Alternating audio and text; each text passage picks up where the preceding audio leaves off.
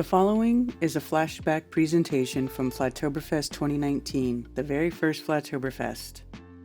This event took place Sunday, October 20th, 2019, featuring Bob Nodell of Globebusters, Mark Sargent, the creator of the Flat Earth Clues, Joshua Swift of Authentic Intent, and Rob Skiba, our keynote speaker. This presentation is Rob's presentation from that event. The video from this event is not the best, but we do have a very good audio recording and some low quality video to go with it. But I do hope that you will enjoy this presentation because it is Rob Skiba's full-length, uncensored presentation about the Flat Earth. Enjoy.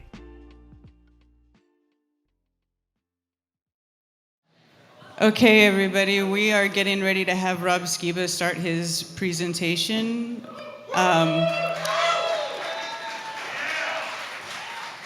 Well, while we make sure that everybody who wants to watch this gets in here, it's the first time Rob's been able to do his presentation for a full 3 hours, all slides, all video, uncut, uncensored.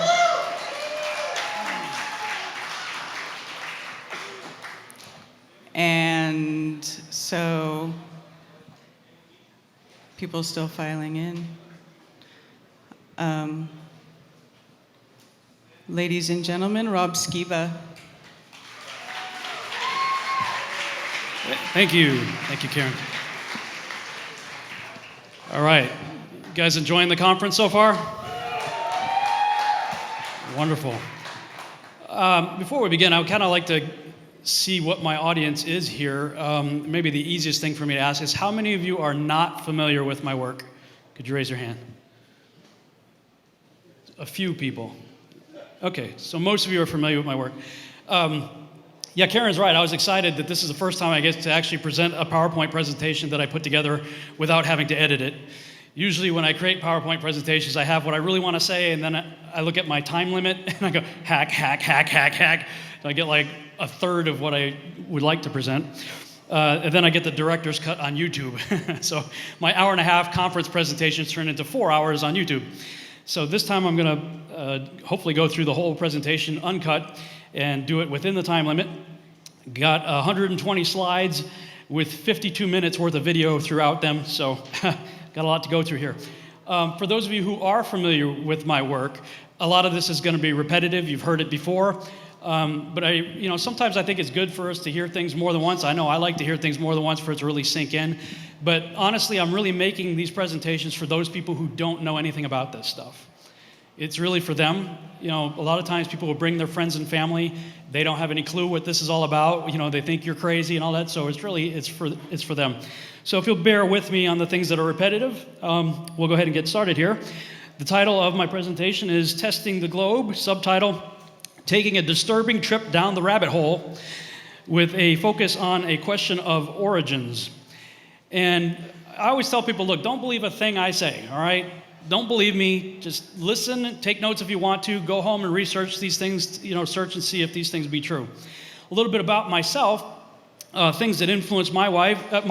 Well, my wife is one of the things that influenced my life. She's watching, I think, praying for me back home. So, hi, Sheila.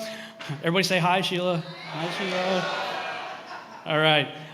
My parents certainly had a huge influence on my life growing up. My family is very close. I didn't have a picture here with my sister. I have one younger sister. Our family has been very close. I grew up in a Christian family. My dad was a Baptist minister when I was a kid. And as a result, I was exposed to the Bible from as old as I can remember, from a very young age. And anytime the church doors were open, I was there. I accepted Christ as my Savior at age 7 in 1977, the same year that movie came out. And, those of you who remember that moment when that ship came overhead, whew, that was something else, right? And radically had an impact on my life. I made a public declaration at age 8. I said, I will be an astronaut, an actor, or filmmaker, or dead by the time I'm 30. And I actually made a public declaration, wrote it all out. And it wasn't that I had a death wish. It's just when you're 8 years old, 30 is like ancient history, right? For me, it was like if I didn't achieve those goals by the time I was 30, it would have to be because I was dead. That was my mindset. And Jim Irwin came through town and came to our little Baptist church and signed a picture of him allegedly on the moon, said, "Reach for your dreams, Rob, aim high." And so I'm showing you all this to say, before we get into the rest of this topic, there was no incentive whatsoever for me to even think about wanting to get into this subject, much less travel the world talking about it very publicly. There was nothing in my upbringing that would have prepared me for this. Quite the opposite. In fact, just to prove how much of a Star Trek, Star Wars, sci-fi geek I was, that's a picture of me, 18 years old, like a day before I went to Army boot camp. Look at my bed sheets.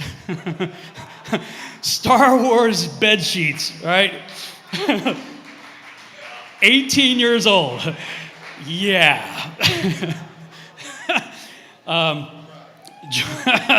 Joined the Army to follow my dad's footsteps in many ways, but it was step one in my goals to getting into the space program. I wanted to fly helicopters first because I had learned that supposedly the astronauts had to learn how to fly helicopters before they could fly the lunar landers, and my dad was a helicopter pilot, so I followed in his footsteps.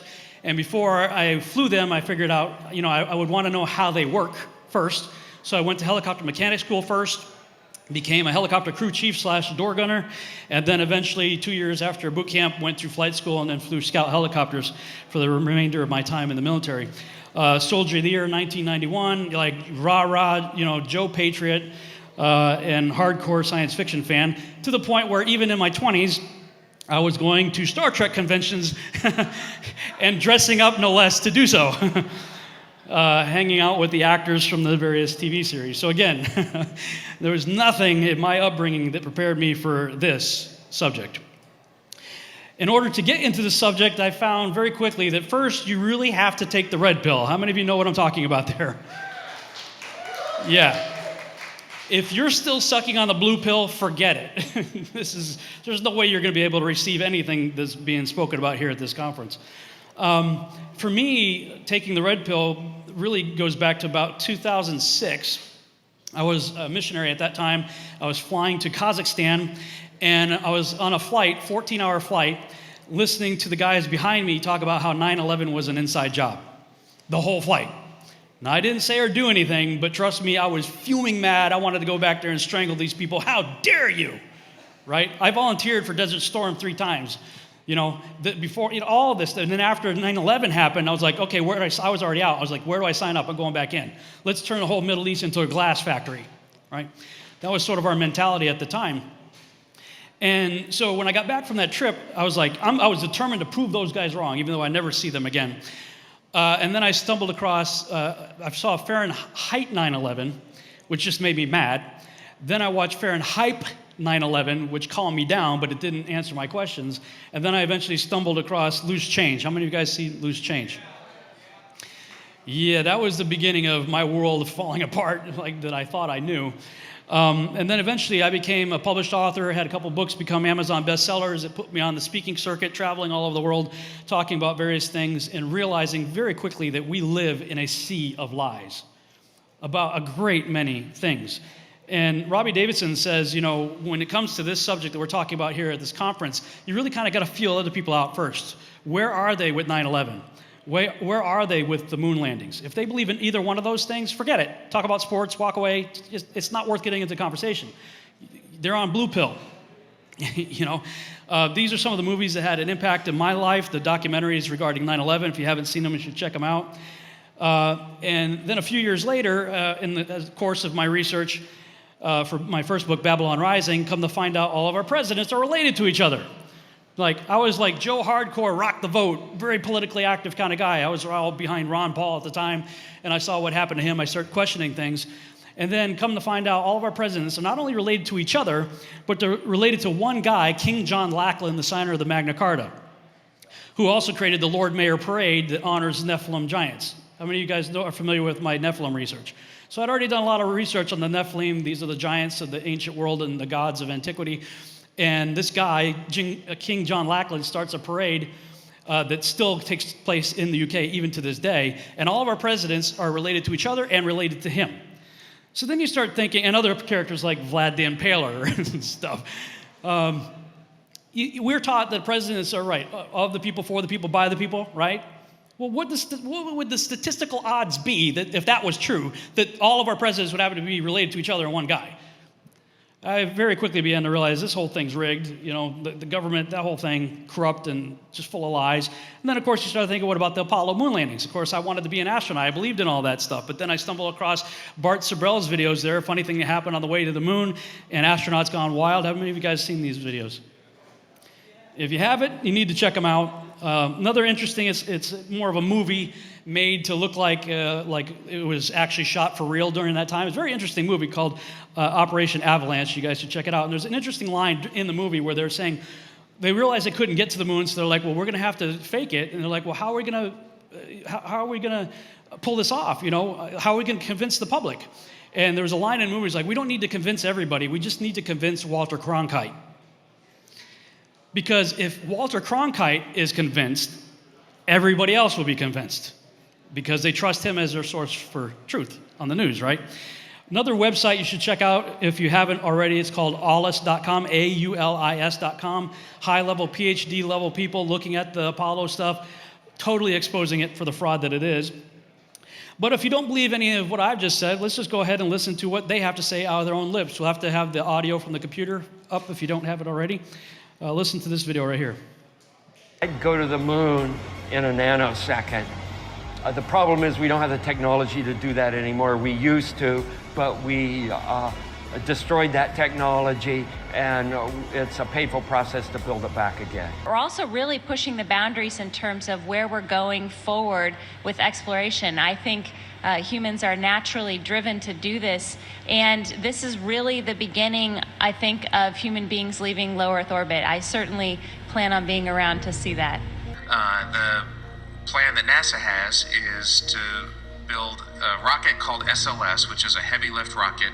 It's something that is much bigger than what we have today, and it will be able to launch the Orion capsule with humans on board, as well as landers or other components to destinations beyond Earth orbit. Right now, we only can fly in Earth orbit. That's the farthest that we can go. We only can fly in Earth orbit. That's the farthest that we can go. And this new system that we're building is going to allow us to go beyond and hopefully take humans into the solar system to explore. So the moon, Mars, asteroids, there's a lot of destinations that we could go to, and we're building these building block components in order to allow us to do that eventually. Once we travel beyond low Earth orbit, the crew will be exposed to larger amounts of radiation. So we have to design both the crew protection systems and our electronic systems to withstand this radiation. If there is something that definitely, at least in my opinion, exposes the Apollo program as a fraud, it's the Orion project. The Orion project, after they retired the space shuttle, the next project that's on the board right now is called Project Orion. And they're pretty much telling you that Apollo never happened, especially when they put out videos like this talking about the Van Allen radiation belts. We are headed 3,600 miles above Earth, 15 times higher from the planet than the International Space Station. As we get further away from Earth, we'll pass through the Van Allen belts, an area of dangerous radiation. What? As we get further away from Earth, we'll pass through the Van Allen belts, an area of dangerous radiation. One more time. An area of dangerous radiation. Oh. What's wrong with that radiation? Radiation like this could harm the guidance systems, onboard computers, or other electronics on Orion. Naturally, we have to pass through this danger zone twice, once up and once back. That doesn't sound good. Naturally, we have to pass through this danger zone twice, once up and once back. The differences of the radiation here on Earth versus out in space, the radiation on Earth is of the waveform. We end up with gamma rays or the electromagnetic spectrum that will be coming off of radioactive materials in the Earth. In space, you actually have the charged particles, which are more damaging, and there are more of them. The flux, or the number of them, is greater, and therefore you'll end up with a higher, what we call a dose of radiation. One of the most dangerous things for an astronaut in space are what are called solar particle events. The sun has a cycle where it becomes very active, and there are times when it's not very active. And when it's very active, it can spew large chunks of stuff into space called solar storms. And in fact, we're in a time right now as we're speaking when the sun's very active, and you hear in the news about these solar storms. And so a solar storm like that, if spacecraft were in the path of one of these things, could be very harmful to both the humans and the equipment. We must solve these challenges before we send people through this region of space. What? We must solve these challenges before we send people through this region of space? I thought this problem was solved over 40 years ago, when he sent a bunch of people in jumpsuits and tin cans through it, there and back a half dozen times. But I forgot. The Apollo guys, they were clueless regarding the radiation belt. It didn't affect them. I don't know the distance to the Van Allen radiation belt, and if we did, it wasn't a problem. If we were going to encounter it, then we would have had to build the spacecraft and the spacesuit to not give humans a problem. You don't just build something and hope it works. You study to see what the threats are, the environment is, and then you say, how thick do I have to make the metal on the spacecraft so that going through this kind of radiation or these kind of meteoroids, it won't get hurt. And then we build it that way.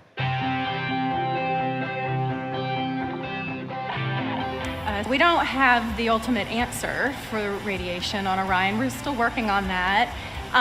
If we were to build Orion out of the materials we need and the sole job was to protect for the radiation environment, the vehicle would really be too heavy. So we have to balance the weight of the materials that we put on the spacecraft with how much protection it's providing the crew. So we're really looking at it from an operational perspective. If we understand a radiation event has happened, the crew will actually take shelter in the aft bay of the vehicle. We have found over the years that water is a really great radiation absorbing material. So we could do things like water that's already there in the water bags for drinking and things like that. That water could be used to shield them.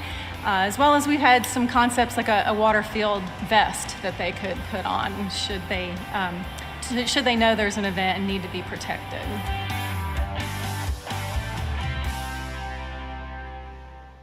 We don't have a clue when it comes to how to protect them from radiation. So we're gonna just put them up there in water suits. Yeah, we like water suits, and if we put water all around them, so the radiation could go into the water, and then they could drink it, and it could be like a Fantastic Four.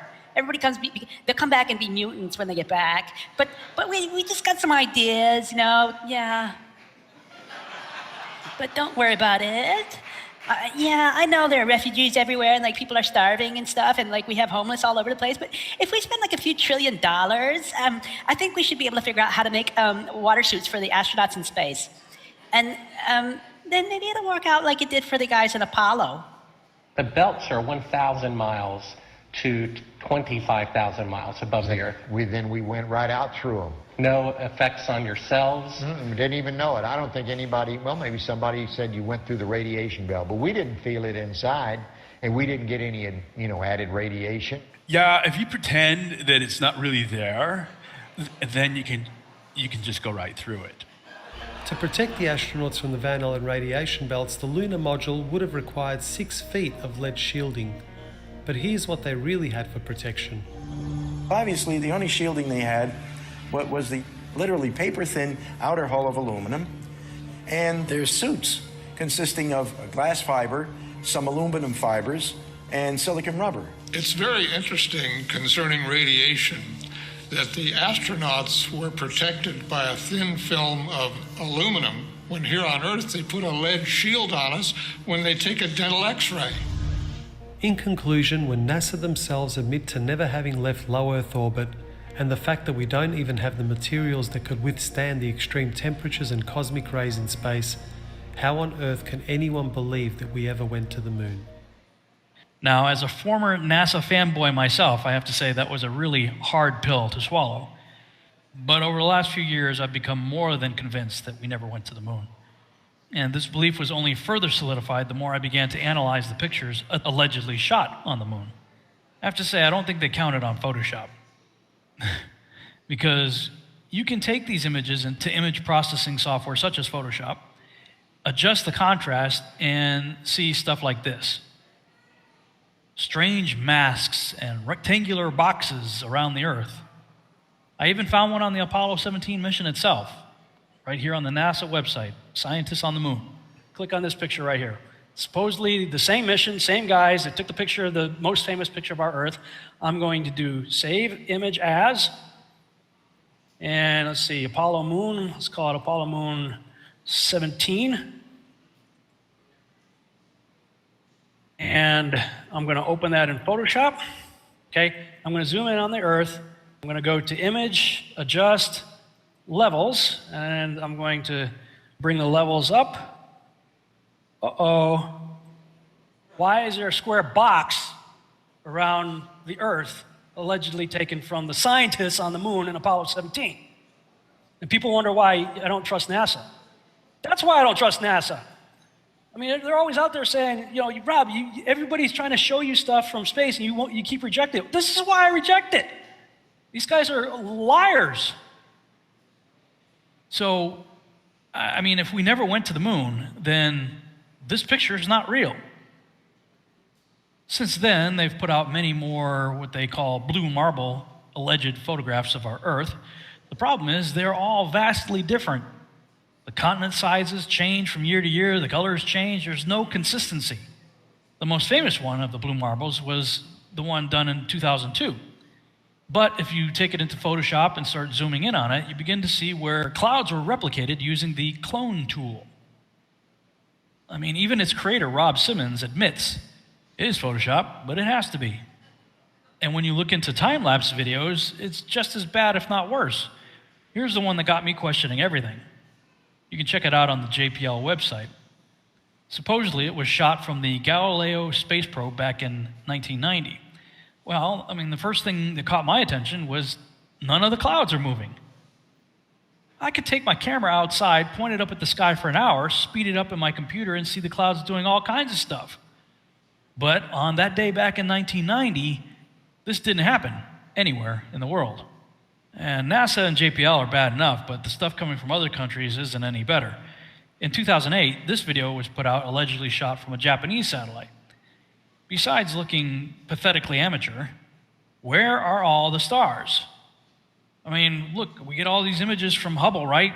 Space is full of stars, beautiful colors, nebula, and stuff like that. Every time we watch a sci-fi movie, you know, the planets are hanging there against the backdrop of zillions of stars. But when it comes to any alleged satellite imagery of our Earth, we never see any stars. Even HD footage like this, you can beef up the contrast and look. I mean, HD's got a lot of information. There's no information in this video for stars. I mean, it should look something like this, but it doesn't. Later, I saw this video from 2011. I think it's supposedly from a Russian satellite.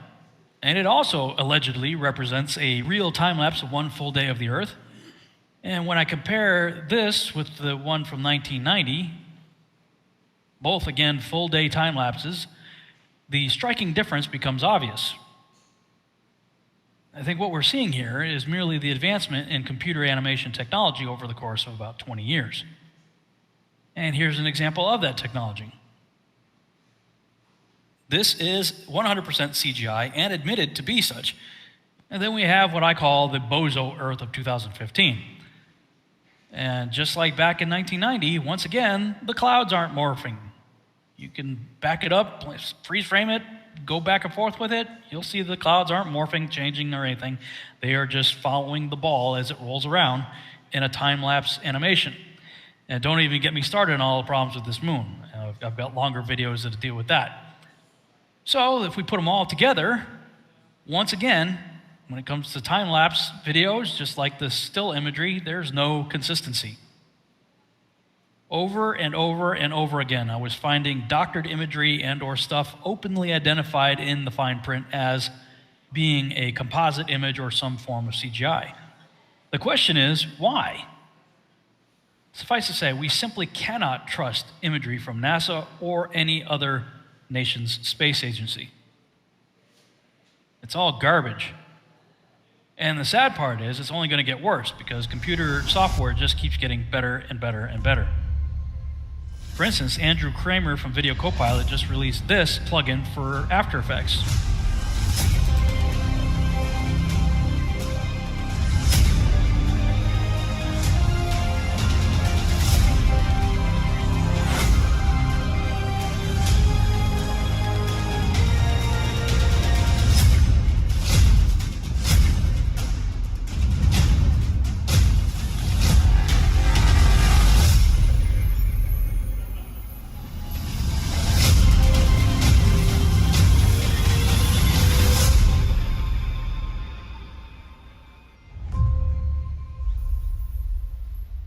All right, so there's a lot of really cool things that you can do with this plugin, and you'll be even more amazed when you see how fast and easy it is to use. So there you go. You just can't trust what's coming. You know, they say, fool me once, shame on you. Fool me twice, shame on me. Well, I mean, if someone continues to believe a proven pathological liar, well, then they're an idiot. So, I'm saying, let's not be idiots here. These people have proven themselves time and time again to be fraudulent. Once you realize the Apollo program was bogus, start looking into the space shuttle program. There's a lot of interesting things about that. And then, of course, start looking into the ISS. And you got to ask yourself, if we know for a fact that they faked stuff in Apollo, and we've got reasonable doubt about some of the space shuttle missions, and more videos coming out exposing the ISS with footage just like this, there's lots of stuff out there. There's some really good YouTubers out there who have been watching these guys like a hawk and pulling down footage like this. These people are lying to us with our money. Tens of millions of dollars a day they're lying to us.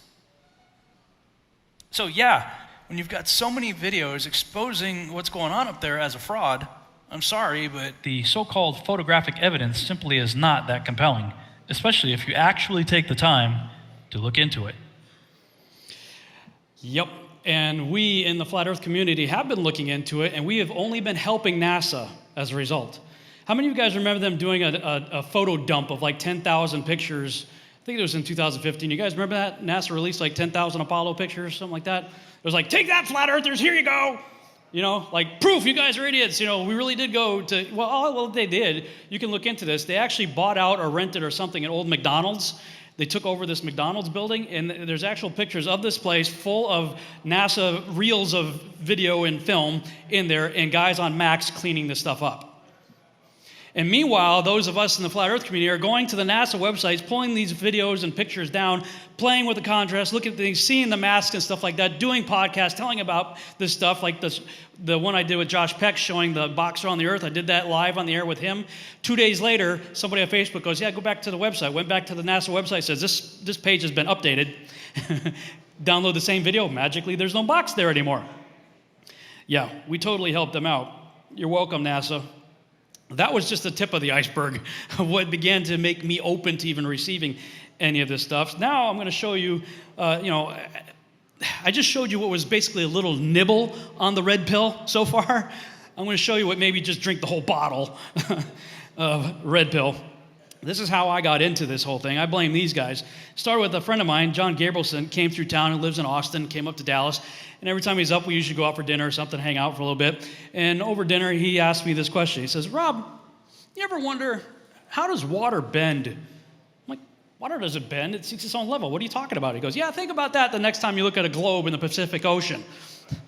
What? Shut up, eat your burger. I was like, but he planted that seed, right? He planted that seed in me to start thinking a little bit. Then I went to go do my taxes on April 13th. My accountant lived an hour and a half away, so I usually look for a podcast, something to listen to.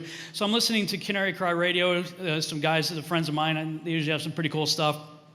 And I see the headline, Mark Sargent, Flat Earth Clues. I'm like, oh, what is this? April Fool's joke or something, right? These guys are goofy, so you never know what to expect, right? So I listened, an hour and a half, I listened to this Mark Sargent guy. And of course, I'm rolling my eyes at the beginning of it. This is crazy, this is stupid. By the end of the hour and a half, I'm going, shoot, that guy kind of made a little bit of sense. Then I had to go through my taxes, and I had an hour and a half drive back home, so I listened to it again. Well, then I looked this guy up. I look up all his videos and stuff like that online. And of course, he puts his contact information at the end of his videos. Yeah, call me. So I call him up. And a couple days later, I have him on my radio show. That was April 15th, 2015, which is the day I now affectionately refer to as the day Mark Sargent ruined my life. Because he certainly did. I had done a whole teaching series, 10-hour teaching series in December of 2014, and the first part of it was all about the globe. Here it is 4 months later, this guy's telling me the place is flat. I'm like, what? So at some point during our conversation, he goes, Rob, I get it. You believe the Earth's a globe. He said, prove it. But prove it without using NASA, the government, or the military as your source. Well, that's where all of the all the videos and pictures we've seen come from the NASA, the government, or the military. So, of course, I didn't listen to him. I went and started looking at all those things, but the more I dug into it, the more I kept seeing things like composite, CGI, artist, rendition, anything but this is an actual Polaroid of the Earth. I'm like, what? And I start looking into the Bible, and things got real messed up for me at that point. But I started looking on YouTube. There's surely some other stuff out there. Stumbled across this guy's work right here. Eric Dubay had a ton of content online at that time, and he seemed to me like the most articulate person I'd ever heard, certainly on this subject. And he may be a very articulate person, but I quickly realized he was reading from some of these older books. And so through him, I found out about Zetetic Astronomy, Samuel Robotham, 100 Proofs, The Earth's Not a Globe by William Carpenter. And this book right here just really rocked my world, Terra Firma by David Wardlaw Scott, copyright 1901. And started reading those books for myself. Wow. Then, as I keep looking on YouTube, I see this crazy guy out there, Jaron, out there is actually doing tests. And I really felt a kindred spirit in Jaron as I was watching him and listening to him and his skepticism and he's out there, I'm going to go out there and figure this stuff out for myself. So he's doing this laser test 4 miles across, and his initial ideas didn't work, but then he came up with another idea. And basically, they lowered the thing down, I think it was like 6 inches above the ground, and they're seeing it from 4 miles away. And you use globe earther math. This is what's funny about the globe earthers now. They're all telling us the 8 inches per mile squared is not right. It's their math. You go on their websites, metabunk.com, go on their websites. That's the math they're using. And they're like, I thought, this is your math. He's out there using their math and seeing stuff 4 miles away you shouldn't be able to see. I'm like, wow. Then I see this guy claims to be a photorealistic artist, painter, that was a contractor for NASA, and while he was there, heard some things that made him question all this stuff, and he starts asking the question, hey, how do we know this stuff isn't paintings? He knows what he's doing for NASA, right? Well, I'm an artist myself. I've done lots of artwork, and if I really apply myself, I can get really close to photorealism myself. So I really connected with what he was saying, and now just for the sake of consideration, all right, look at these pictures right here. Those top 2 pictures are not photographs. Those are paintings of wine glasses and bottles, okay? The bottom are not sculptures. Those are paintings of sculptures, actually done by a friend of mine. I know that guy. Those are paintings. All those up there are paintings. Now, let's put it in perspective. Which do you think is harder to paint? Right? So I started thinking about what Matt Powerland was saying, and Matt Boylan. I'm going, hey, maybe he's got a case there. And then you start finding videos like this, they just come right out and tell you. I'm a visualization scientist. I basically try to come up with ways of explaining complex science stories through the visuals and developing artwork and illustrations that actually can help explain the science story to people.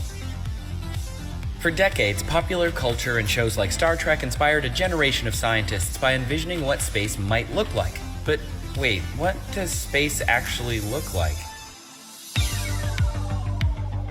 Heart nebulas, celestial collisions, a bird's eye view of the Milky Way, astronomers are charting the outer reaches of the cosmos and bringing back jaw-dropping images from telescopes like Hubble and its infrared cousin Spitzer. If you look down at the bottom of that Milky Way image, you'll see these 2 words: artist concept. This sweeping image of the Orion Nebula actually looks like this. And the TRAPPIST-1 star system, the latest discovery of 7 potentially habitable exoplanets that made national headlines, it's really only a box of gray and white pixels. You see, space art is part of NASA, and it has been since before we went to the moon. We have been totally and completely fooled by artists. Man, and then you start looking at this picture right here, and after you look into the space program and look into the Apollo program, and you realize we didn't really go to the moon, then this picture's a fraud. But that is the most, pardon the pun, the most successful sphere of influence ever put in front of us. We've all seen this picture in our textbooks. I had this picture hanging on a whole wall in my bedroom downstairs, had the surface of the moon with that Earth, which itself was a composite. That wasn't an actual photograph, but it had, supposedly it was the surface of the moon with that Earth right there. I looked at it my whole life. But I mean, as we showed you earlier, they keep putting out all these blue marble images and they never look the same, right? Which one? And then you start looking into other things that NASA has talked about, and you realize how full of crap they are. And how they had a very early relationship with artists and organizations and people like Walt Disney, with all their cartoons and stuff like that. And of course, if anybody done any research on Disney and all the phallic symbols and stuff, that actually all those great family-friendly cartoons we all watch are actually full of really bad stuff, Well, I mean, it's no surprise then that they put out Earth, pictures of Earth, right? And then you turn it upside down and the clouds spell sex, imagine that, right? And then you come to find out that in 1930, they discovered the planet Pluto, and that's the same year that Disney created the dog Pluto. And then what do you know? Decades later, we get a probe supposedly out there, and it just so happens to have an image of Pluto on Pluto! Man, how crazy amazing is that, right? Wow, Walt Disney, he was a prophet. Yeah, maybe it's just a coincidence, right? And I so appreciate Bob's presentation earlier talking about the inverse square law and distances and stars and all that stuff. Well, right before this, when they showed the picture of Pluto, there was an interesting article that came out that said that they were going to go try to measure and capture the shadow of Pluto going across the Earth. Okay? They're saying that the light from a distant star, and Bob already showed you how ridiculous that whole idea is, but supposedly the light from a distant star was going to line up behind Pluto just right, such that Pluto, from all those however many billions, millions, millions of miles, is going to cast a shadow of Pluto on the Earth, and they're going to go try to capture it and take pictures of it. Think about that, okay? A shadow of Pluto. Like, what about Jupiter and Venus? Much bigger. We should be dodging shadows every day in gym class. Let's go out and dodge Jupiter today. Want to play dodgeball in the backyard. Really? Come on, NASA. And they're telling us how many Earth-like planets did they say that they're finding out there over and over and over again? Which is ridiculous in and of itself until you realize even more how crazy it is when they show you how far away they claim to be looking. Bob talked about it earlier. A light year is like 6 trillion. One light year is like 6 trillion miles away. And they're talking about distances between 4.2 and 2,492 light years away, these Earth-like planets that they claim to be looking at. Okay, that's 2,000 times 6 trillion. And they're claiming that the K2 mission is going to look 20,000 light years. 20,000 times 6 trillion, right? Really, you got a telescope to look that freaking far away? All right, zoom in on the moon right now. I want to count the stars on the flag. Come on, right now. We need to be able to zoom in and see the buggy on Mars that they say that's up there. Oh, they claim to be remote controlling a buggy on Mars. We don't even have a cell phone in the reception in this building. Really? This is what we're being told? Oh, it gets even worse than that. They're telling us that they saw a black freaking hole. How far away? 55 million light years away. They saw a black freaking hole. 55 million times 6 trillion. And most of us believed it. And the people outside these walls do believe it. They just keep testing how far they can push it. And nobody questions anything. Oh, but we're all about Mars, right? We're going to Mars. Oh, and by the way, Mars just so happens to look just like Earth. It's a little more red. But, there it is. Everybody's all about, we got to find life on Mars. Life on Mars. Well, yeah, they found life on Mars. Squirrels. Problem solved. Wow, that's amazing. No, they're up at Devon Island. Jaron was the first person I saw that had figured this out. He went on Google Earth and saw some stuff. You can go look it up for yourself. It's like off the west coast of Greenland, northern Canada, up in that area. Devon Island, I mean, they got the little buggies up there, and just so happens to look just like it. It looks just like, oh, by the way, Starfleet's been there already. You see this? This just came out back in June.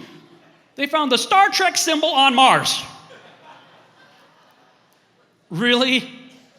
The Star Trek symbol on Mars. Not only that, there's a whole bunch of them on Mars. Look at that. Like the whole Starfleet's been there already. No. They're punking you. They're punking me. Look at that, a happy face on Mars. Oh, everybody at NASA was so happy. Look at that. Wow. Oh, but Elon Musk is our guy, right? Elon Musk. How many of you have even heard the name Elon before Elon Musk? I never heard that name before. Well, just so happens that in the 1950s, Werner von Braun wrote a science fiction novel about people setting up a colony on Mars, and their ruler was a guy named Elon in the 1950s. Yeah, probably just a coincidence. But, he put a Tesla in space. Did you hear about that?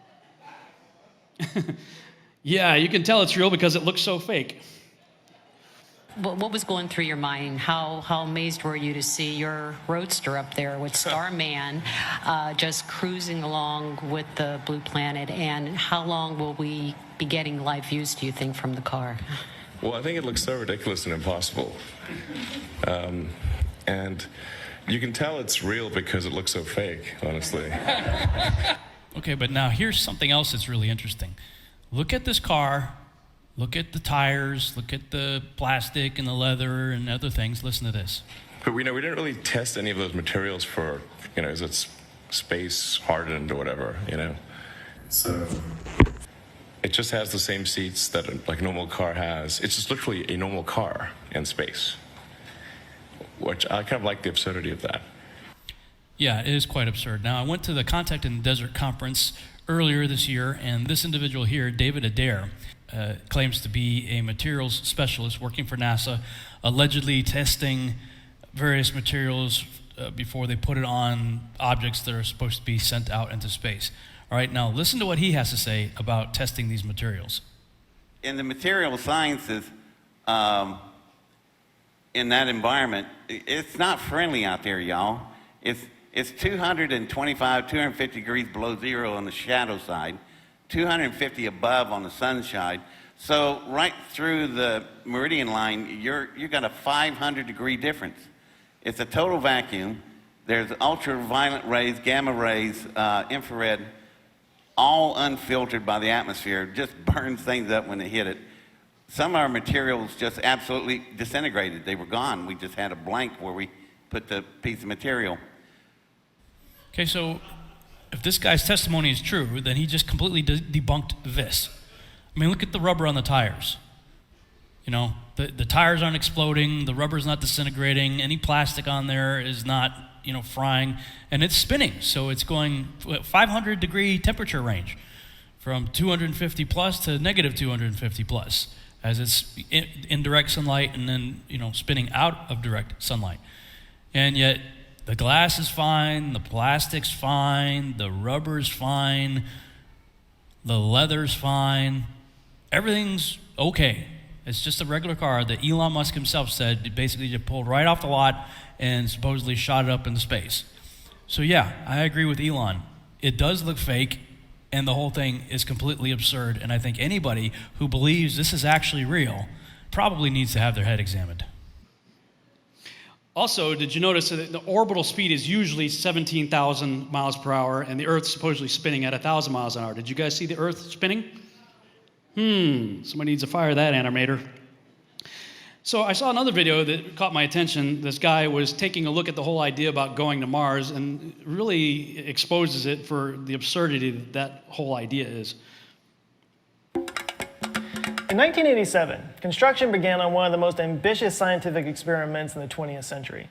It was called Biosphere 2, a completely self-sustained ecosystem designed to test technologies that we could use to colonize Mars. The idea was to have 8 people live in this compound for 2 years, completely cut off from the outside world, growing their own food, recycling their own waste, and breathing oxygen from a rainforest that they maintain themselves. The project cost over $200 million in over 4 years to build.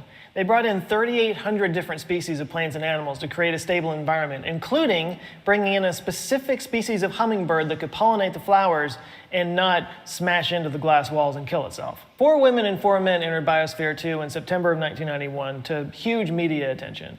But only 12 days into the mission, One of the crew people cut her hand while processing rice and had to be taken outside of the compound to treat it, already breaking the rules. And when she returned, many people noticed that she was carrying a duffel bag with her filled with unknown items, which breaks even more rules. And only a few months after that, they started to notice carbon dioxide rising to dangerous levels. It turns out that when they provided soil for the plants, they wanted it to grow really well, so they provided very nutrient-rich soil. Well, the bacteria in that soil started releasing a whole bunch of carbon dioxide into the atmosphere. So they had to bring in CO2 scrubbers, which also broke the rules. And that still didn't quite fix the problem. By January 1993, the oxygen levels were so low it was comparable to a mountain climber at 17,000 feet. So they started bringing in compressed oxygen tanks. At this point, the whole concept of the thing was out the window. And after 2 years of living under constant surveillance, plagued by hunger and the stress of dealing with the same people day in and day out for years at a time, the 8 biospherians emerged from the compound, completely splintered into 2 groups, Lord of the Flies style. They refused to even talk to each other. The Biosphere Project went down in the history books as a total disaster. Despite hundreds of millions of dollars and years of planning by some of the brightest minds in the world, showing just how difficult it actually is to create a self-sustaining colony. So the question is, if we can't make that work here on Earth, how exactly are we going to make this work on Mars? Seriously, now you saw the Orion space capsule in the clips that I showed earlier, right? They're talking about sending like 3 or 4 people, putting 3 or 4 people into a Volkswagen, okay? That's what we're talking about. They're going to put 3 or 4 people into a Volkswagen-sized capsule for 7 months.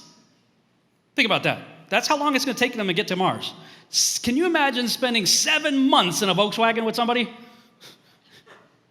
Right?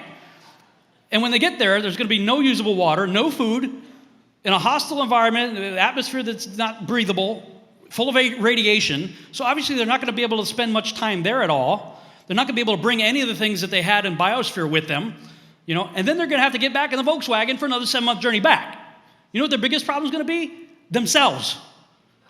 They're going to go bat crap crazy and kill each other. And God help them if anybody gets a cold. Somebody gets diarrhea, that's going to be a rough 7 months.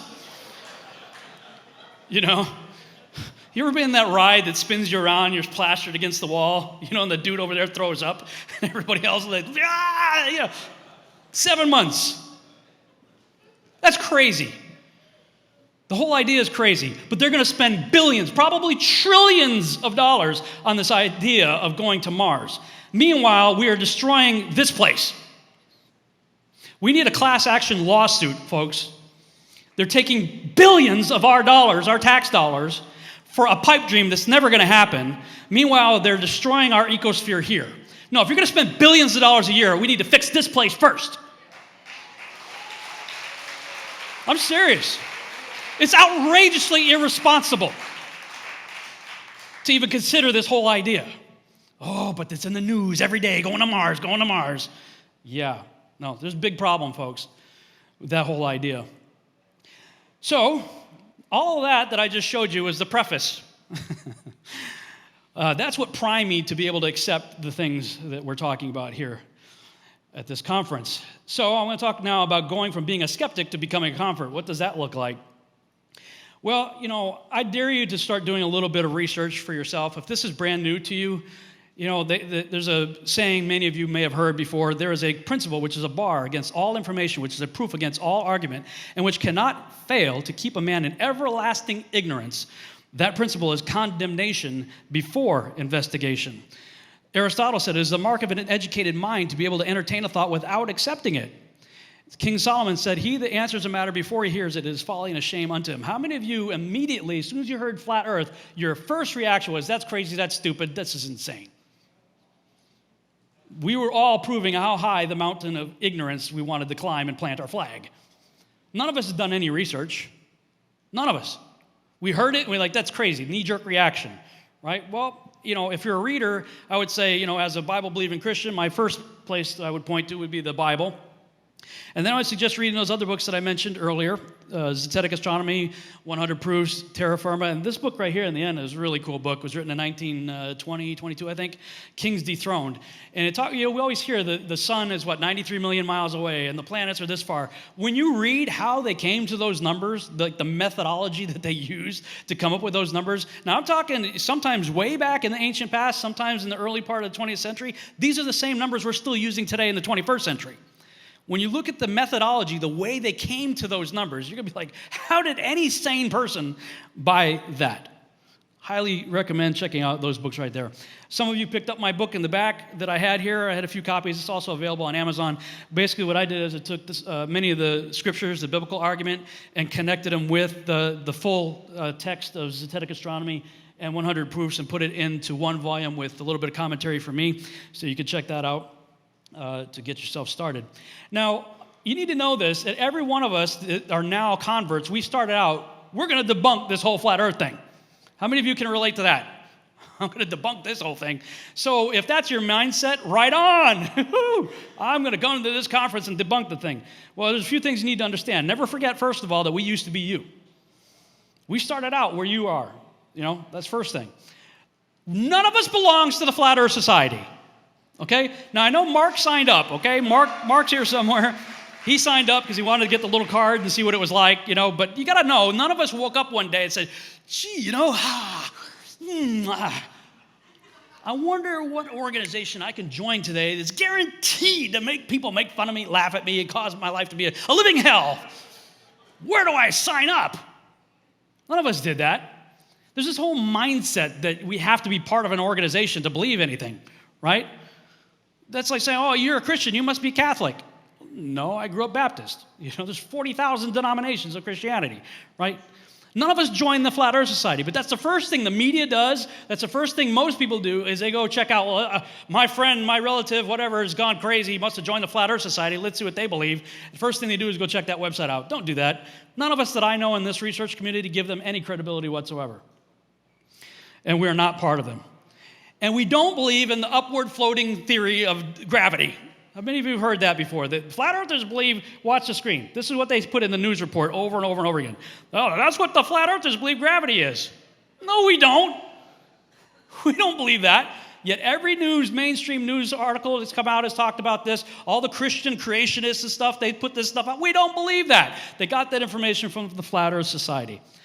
You guys don't know anything more about gravity than we do.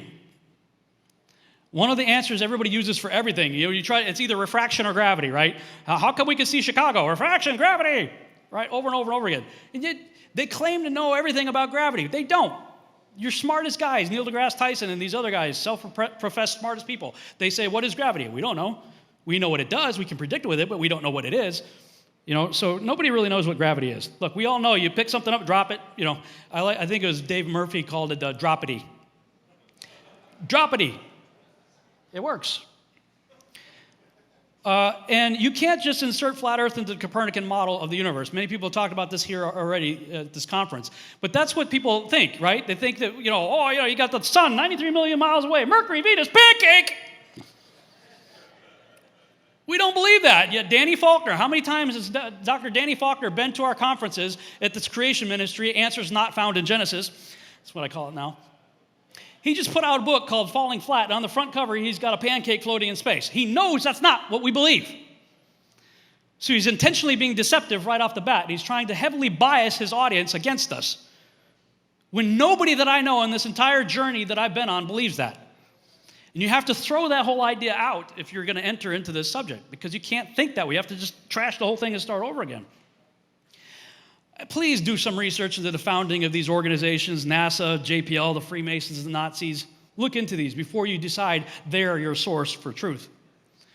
And I'm begging you, please, for the love of God and everything that is holy, learn what a fisheye lens is and what it does to images. I can't tell you how often I get somebody coming after me literally every day saying, see, proof, there's the globe. And they'll send me pictures like this from remember the Red Bull jump? They'll send me pictures, proof, right there. Well, if you want to, here's a little clue, right? He's jumping over planet New Mexico, for crying out loud. Just complete the curve. That's going to help you. And yet I have friends, or now former friends. This guy's got a PhD, right? He's coming after me. And remember the Mythbusters? They did that little flight in the, I don't know, it was a U-2 or something like that, plane. They went up to like 70,000 feet, and he was using this as proof that the Earth's a globe. And he's saying, stop listening to the flat Earth gurus and their false claims. And he says, a fisheye lens doesn't curve things that much. I'm like, no, Doug, why do you have the exact same curvature 50 feet off the runway that you have at 70,000 feet? He's like, why deny what is plainly and painfully obvious? I'm like, yeah, indeed. Look at the straight line right behind his head, 70,000 feet, and the GoPro in the window. And yet over and over and over again, people who claim to be smart, letters after their name, physics.org, right? They have websites like this, physics.org, talking about students, got breathtaking, pictures of the curvature of the earth. You would have thought that the curved rope might have given them a little bit of a clue that something's going wrong with this picture here. Or they could have just stopped the video at 4 seconds in and said, hey, scientists proved the curvature of the earth at 10 feet. Because you have the same curvature of the earth at 10 feet that they had at 100,000 feet. It's called a fisheye lens, folks. Check this out. I want to talk about the Gemini 4 spacewalk, June 1965. First of all, I want you to know they've been using fisheye lenses right from the beginning. And here's a proof of it right here from footage supposedly from Gemini 4. Look at, watch. Ooh, going flat. Oh, they cut away. Let's look at it again, though, since they cut away, flat, bulging out to being convex. Look at that globe. Wait. Oh, here it goes, going flat. Anyway, some very interesting things about this footage. Stood up in the seat, and they got ready to go, and we cleared him to go, and then he took and pushed off from the seat. Now notice how fast the Earth is moving below them. Got dragging a little bit, so I don't want to fire the gun yet. And look at the way this is shot. He's all herky-jerky, but the Earth below is moving nice and smooth. Ed White is flying at 17,000 miles per hour, 200 miles above the Earth. Okay, I'm out. Okay, they said they're about 200 miles above the Earth and moving at 17,000 miles per hour, okay? Keep that in mind. If the lifeline fails, he'll literally be lost in space. Oh, no. Today, those pictures are classic. Yeah, they're classic, all right. Okay, now, when I first saw people doing commentary on this, when he turns his head like that, they're saying, see, that's proof, that this is not right. Then I found this footage right here. So apparently, they can turn their heads, so I guess that's been debunked. But compare the stop-motion animation of King Kong, the original King Kong movie, with this footage of Gemini 4. The background's moving nice and smooth, but in the foreground, it's very herky-jerky, very much like the old stop-motion stuff. So, yeah, I'm going to say that looks fraudulent to me. Now, the International Space Station is also supposedly at about 254 miles high and moves at the same speed. Now, check this out. This is the cupola. It sticks down below the space station. And a lot of folks, I play this game with myself about where we're flying over the Earth. Uh-oh. Somebody forgot to speed up the animation. This is the day the Earth stood still, ladies and gentlemen. Compare again the Gemini space footage. Both are supposedly at about 200 miles high and moving at 17,000 plus miles per hour.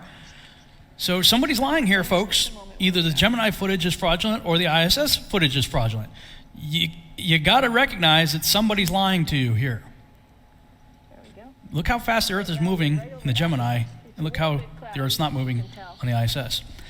And just by way of closing, more proof that they're using a fisheye lens. This is from the same Gemini 4 documentary. Look at that, concave. Oh, no, it's going flat. Oh, no, convex. Oh, wait a minute. No, the Earth's concave. No, it's going flat. Oh, no, it's convex. Oh, concave. Oh, flat. Oh, no. During re-entry, the USS Wasp launched 13 search and recovery aircraft. 13. Gemini 4 splashed down at 12:13 Eastern Standard Time. 12:13. June 7th, 1965. Interesting. Yeah. Now, so I may have proved that the helmets can turn. However, if you think about the vacuum of space, what kind of seal could make that possible? Consider that. The whole thing, I'm saying, hey, make a choice. One of them's lying. I think they're both lying, frankly. There's no reason I should believe these people. And you don't have a working map or model either. Kent Hovind's always trying to get somebody to debate him, right? And he makes a prerequisite. You know, everybody's trying to get me to debate Kent Hovind. I have no interest whatsoever in debating Kent Hovind. I'm not going to debate Kent Hovind. But his prerequisite is, okay, if you're going to debate me, you need to send me an accurate map of what you believe first. I'm like, you need to provide us an accurate map of what you believe. You guys believe the Earth's been a globe since Pythagoras, right? 500 BC, whatever, Eratosthenes. You've got 250 different maps, and none of them accurate. And he's like, well, that's because you're trying to make a 2D representation of a 3D model. I'm like, that's not my problem. That's your problem, Kent. You believe the Earth's a ball. But if you're going to demand that I give you an accurate map, then you need to give me an accurate map. When it comes to the model of the cosmos, you got Neil deGrasse Tyson saying, hey, we're 96% stupid when it comes to our understanding of the cosmos. You know, and Michio Kaku saying we're off by 10 to 120th power. So until you guys have an accurate map and model, don't be telling us we need to provide you one. We've been at this for, 4 years now? With no money and no resources? They get $50 million a day, and they've had 2,500 years, and they can't give us an accurate map or model. Sorry. And relax, please. Nobody's going to fall off the edge of anything. God's got you covered. It's all good. Most of your top pick a number videos, you know, why we know the Earth is a globe, are very easy to debunk. You see, top 10 reasons why we know the Earth's a globe. Go through them and just put a critical thinking mind on, and you'll be able to debunk easily 5 to 8 of them right off the top of your head without even thinking about it. They're very easy. Do your own research, okay? And by this, you know, we're not going to do your homework for you. Many people are getting into this brand new and like, what about this? What about that? What about, look, we've been at this. We got video. I got hundreds of videos up there. I got at least 200 plus videos on my channel alone. I know Bob and those guys got to have at least that much, probably double that. You know, a lot of people have already done a lot of hard work in this. If you're going to ask questions, go look and see what the answer is first. And realize this is not a get-rich-quick scam, okay? No one's getting rich off of this. I get this accusation all the time from people. Oh, Skiba's just doing this for fame and fortune. I'm like, what are you smoking? This guy right here is another creationist out there, and he put an article out recently to promote Danny Faulkner's book, and he's got a page dedicated to debunking flat Earth, and he says all of the top supposed flat Earth believers have ad revenue enabled on their YouTube channel. It is my proposal that they are pretending to believe in a flat Earth because they are generating hundreds of thousands of dollars per year from ads shown on their YouTube videos. Hey, Bob, are you getting hundreds of thousands of dollars a year? Yeah, okay. Yeah, he says it like 3 times. He concludes later, pure truth isn't popular. On the other hand, deceptions are often very popular. And we've noticed that the flat Earth videos on YouTube receive millions upon millions of views. That relates to very hefty sums of money being given to those channels in ad revenue. No, that's not true. And in the interest of full disclosure, if you want to know what a YouTuber is making, go online. There's a website called socialblade.com. You can type in the URL of your favorite YouTuber, put it into this website, and it'll tell you how much money they're making. And this is my stats right here. Pretty good. I've got 26 million views on my channel, right? What do they say? My ad revenue is estimated between $103 a month to $1,600. That's pretty accurate. Last month it was like $400, okay? And total estimated yearly revenue is $1,200 to $19,000. So that's pretty reasonably accurate right there. As far as YouTube ad revenue, most of my, whoops, I went the wrong way. Most of my videos get demonetized. This is my Gmail account. You see something common there? Copyright claim, copyright claim, copyright claim. You know, there's something like 286 messages there, and they're almost all the same. Copyright claim, I get flagged all the time because I use third-party content. How many videos have I showed you just in this presentation here?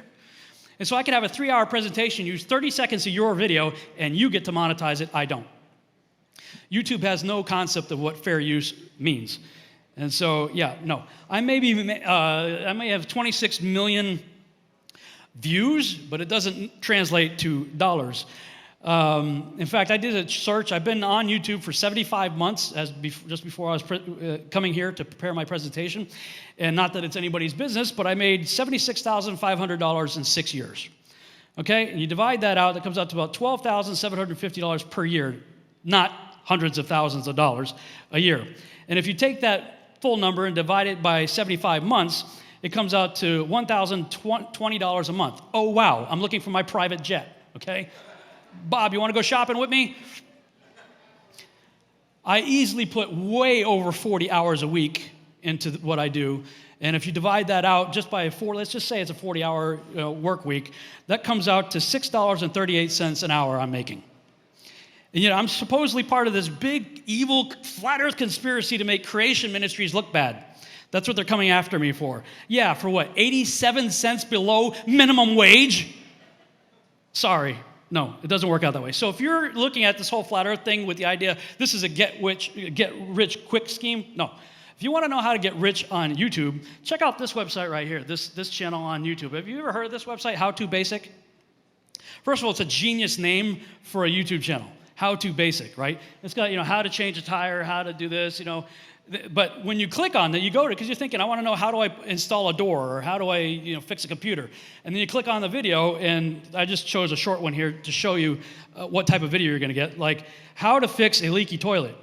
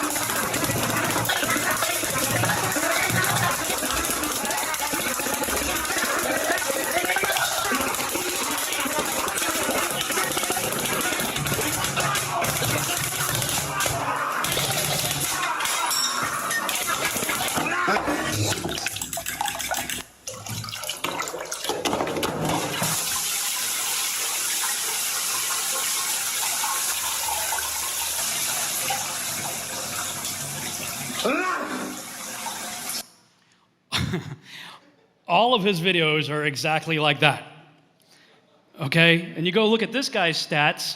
He's making an estimated income of $5,400 to $87,000 a month, $65.4 thousand to $1 million a year. If you want to make money on YouTube, that's what you do. You don't get into flat freaking earth. Okay? I mean, wow. Can't even tell you how many times I get accused of that. Okay, and for those of you who claim to be Bible-believing Christians, look, the simple fact of the matter is the Bible is a flat earth book from cover to cover. It just is. And when Mark challenged me to, prove that I believe the globe, as a Bible-believing Christian, that should have been the first place I went, but it wasn't. It was actually after I'd already gone through the NASA stuff and seen the clouds not moving, CGI, artist concept, and all that stuff, that I was like, what is going on here? And then I finally went back to the Bible. But I went to the Bible with a prayer. And I would suggest anybody who's interested in doing this needs to pray the same prayer. Is, Father, if I'm bringing preconceived bias to the text, please remove it from me. Allow your Holy Spirit to tell me what the text is saying. If you pray that prayer, you're not going to get very far. You're going to get to verse 6. Chapter 1 of the first book, and you're going to run into this thing called the firmament. I'm sorry, Danny Faulkner, but it's not the expanse of air, gas, and the vacuum of space. I've got lots of videos talking about that, but in summary of if you just go to my YouTube channel, most of my YouTube channel is talking about the biblical case, but I'm going to go through it pretty quickly here. We live in a self-contained three-tiered system, heaven, earth, and underworld, according to all the text references that you see there. And by the way, this isn't thus saith the Lord, this is thus thinketh Rob, okay? I'm an artist. This is, when I read the text, this is what I see in my head. I'm not telling you this is what we live in, okay? Maybe it is, maybe it isn't. I'm telling you that when I look at the Bible and other ancient texts, this is essentially what I see in my head. When I take all the components together that I'm showing here, this is what I see in my head anyway.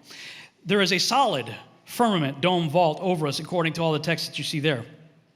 Yahuwah's throne sits above the heavens and the waters, according to all the texts that you see there. The earth is inscribed in a circular, flat fashion into something with four corners and surrounded by water, according to all the texts you see there. The sun, moon, and stars are in the firmament, and all the stars are going to fall to this place. That was a deal breaker for me. You got Isaiah, the prophet Isaiah.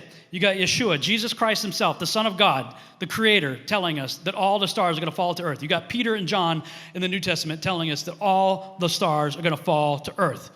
Well, we've got a really big problem if Betelgeuse is headed our way, followed by Arcturus and the constellations and Andromeda. And oh, by the way, Andromeda is just one of billions and billions of galaxies out there. All of them with billions and billions of stars with, planets around it. All that's coming here. Somebody's lying.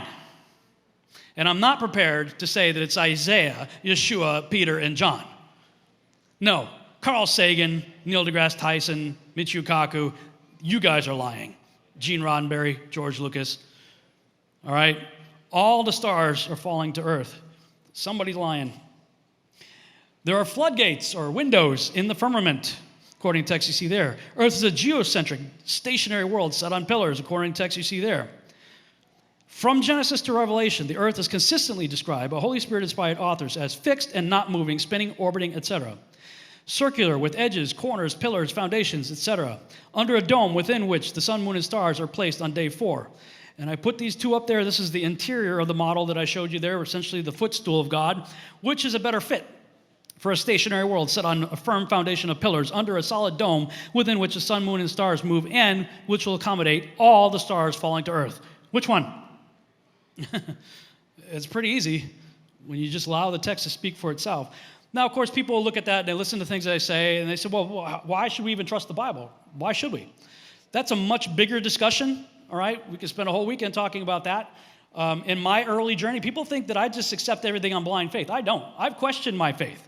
I've questioned the Bible. I've wrestled with all the same arguments that Jaron and others have posted, and I understand some of the arguments, the problem with the text being changed and people tampering with all that stuff. But you know what? That's why God allowed the Hebrew, Greek, and Aramaic text to be preserved, and why they pop out of places like the Dead Sea Scrolls, and where we can take and look at the various English translations and compare them to the earliest known remaining copies that are out there, and they're out there by the hundreds, in some cases thousands, okay? I've looked into it. Now, there's certainly many books I could recommend. These are 3 books that were early in my own personal quest, trying to understand, that had an impact on me. Evidence that demands a verdict, more evidence, and revised versions of it, new evidence and stuff like that. These are all by Josh McDowell. And there are, of course, C.S. Lewis and many other people out there, Lee Strobel. A lot of people start out as atheists. I'm going to prove the Bible wrong. Guess what happens? They end up proving that it's right. Matt Long just did a conference, the Skyfall conference just recently. You should check out his video. He did a good apologetic on it too, talking about the trustworthiness of Scripture. And of course, I would point to my own personal experiences, but those are mine. You can't relate to that. You'd have to have experiences of your own. But I hear this one all the time. Rob, you're just making Christians look stupid. You ever hear that before? You ever said that before? Okay, I'm going to help you out with this a little bit. If you call yourself a Christian, you already look stupid. Here's a news flash for you. Here's some of the things that we already believe. That, people who don't believe the Bible, who don't have that faith, they look at us and we're like, we believe that the universe and everything was created in 6 literal days. We believe in 2 magic trees. And a talking snake. We believe that Moses split the Red Sea. A dude with a talking donkey like Shrek. The walls of Jericho crumbling down with the trumpets. Joshua commanded the sun and the moon to stand still, right? Now, how many of you know in a legal system words mean things, right? If he was taking authority over the sun and moon, and the way that everything worked is the way we've been taught, the Copernican principle, he said, sun and moon, stand now still over, and he told them to stand still over very specific geographic locations, too. So do you think God and the angels were up there going, well, geez, he doesn't understand Copernicus because he's not going to come around yet. I don't, let's stop the earth. Because that's the only way that would be possible, right? Is to stop the earth from rotating and stop the moon from rotating and orbiting. Never mind the fact we'd have wind shear and oceans and everything else have all kinds of problems. And then after they did their little thing out there, completed their battle, do you think God's like, okay, spin it back up again? Whee! There's nothing in the Bible that said it was ever spun up to begin with. In fact, there's like 67 verses that tell you the place is stationary, not moving, fixed, right? But no, the Bible tells us Joshua commanded the sun and moon to stop. The length of a dude's hair gave him supernatural strength. Wow. That's awesome. A few guys chilling out in a fiery furnace, remaining unharmed. A dude spends 3 days and 3 nights in a fish and then pops out and starts preaching. Oh, here's a big one. A Savior born of a virgin who walked on water, did miracles, died, rose again in 3 days, hung out for a few more weeks, then flew up into the sky like Superman with the promise of returning on a flying horse, followed by a floating city. Huh. All that sounds pretty crazy, doesn't it? Unless you happen to believe it. People out there that don't believe that, they think we're crazy already. So if your big concern is don't get into flat earth because you're going to make Christians look stupid, I'm helping you out here. We don't need any problem looking stupid. We got charismatic wackiness and people flipping around on the ground laughing and, prayer cloths. You buy this donate $100 and you get a prayer cloth that we personally blessed, angel feathers and all that stuff. How many failed rapture predictions have we had, right? That the Bible guarantees. Yeah, we have no problem looking stupid. But you know what? Let me encourage you here, because if that looks silly to you, wait till I show you in the next section when we come back after the break what they believe. What the other side believes is infinitely more stupid than anything that I just showed you here on the screen. And when you look into the beliefs of other ancient cultures, it doesn't take you long. You start looking into the other ancient cultures. The Sumerians had a similar belief of an enclosed world system. Same thing with the Egyptians and the Greeks. You look into the Native American tribes, the Mayan, the Incan, the Navajo cosmology, same thing. Look into the Norse and Irish cosmology. You can even go see the movie Thor and look at how they depicted Asgard, right? They're being true to their ancient text in the movies right there. What caught my eye, though, in this rendition right here, see the big spire they have there in the center right there? How many of you heard of Mercator before? If you've been to public school, you've probably seen the Mercator map, right? Hanging up on the wall right there. Yeah, you need to look into this. What did Mercator know? There's a letter that he wrote to John Dee in the year 1577. Just Google this. Look up the letter John Dee that Mercator wrote to John Dee, wherein he describes in great detail, by the way, he's the guy that made this map that you've seen. He describes in great, what they don't show you though, we've seen this map before, but what you don't see in the original map that he created was in the legend area there, he had another section talking about the North Pole, and this is what he depicted in his map. And other ancient maps have very similar depictions as well. This is what it's the North Pole. So what Joshua was talking about earlier, yeah, I want to go to the north. I have no interest in going to the south. It's way colder down there, way more hostile, and frankly, what's in the north to me is way more interesting. Because the ancients were all talking about this, and as recent as 1577, Mercator, the guy that drew all our maps that we've seen, talked about this in great detail about 4 mountainous islands divided by 4 rivers, large rivers, that he called indrawing seas. And he says we're so powerful that if you had the misfortune of getting caught in one of these rivers, you're not getting out.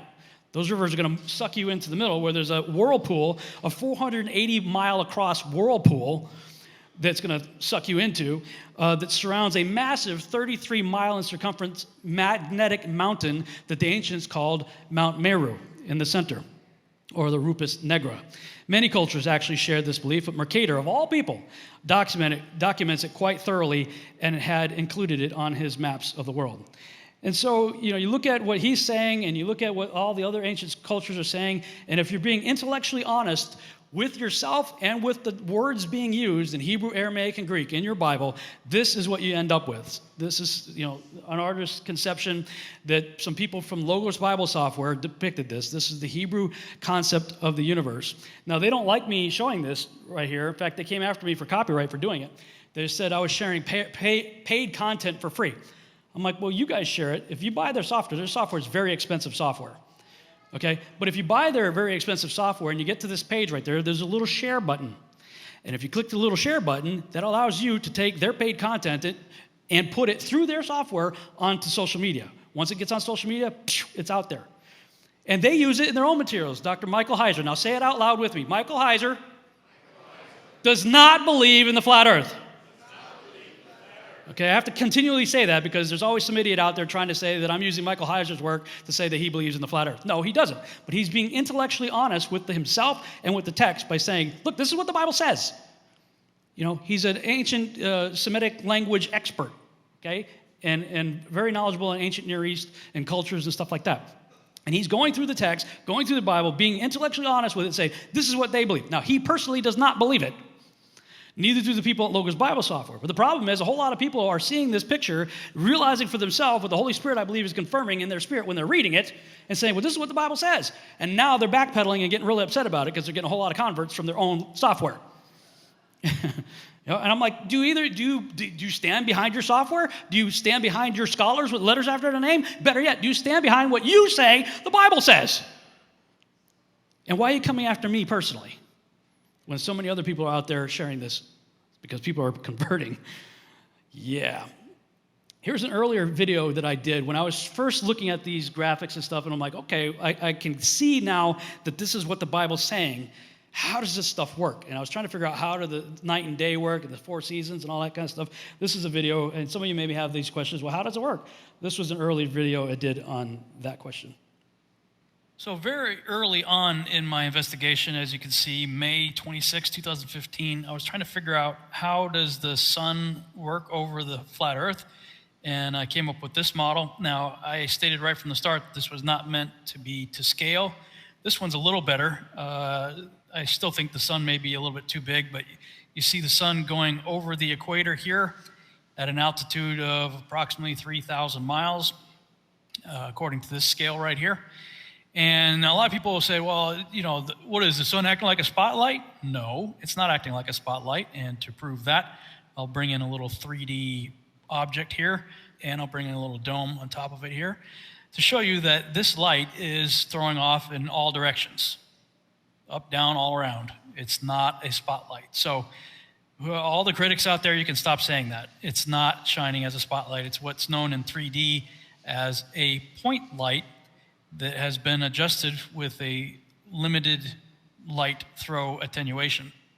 Now, shortly after I did that video, I was trying to figure out how the 4 seasons work, and you can see that video right here on YouTube, how the 4 seasons work on the flat earth model. And that one was really interesting. And I actually discovered this quite by accident, really.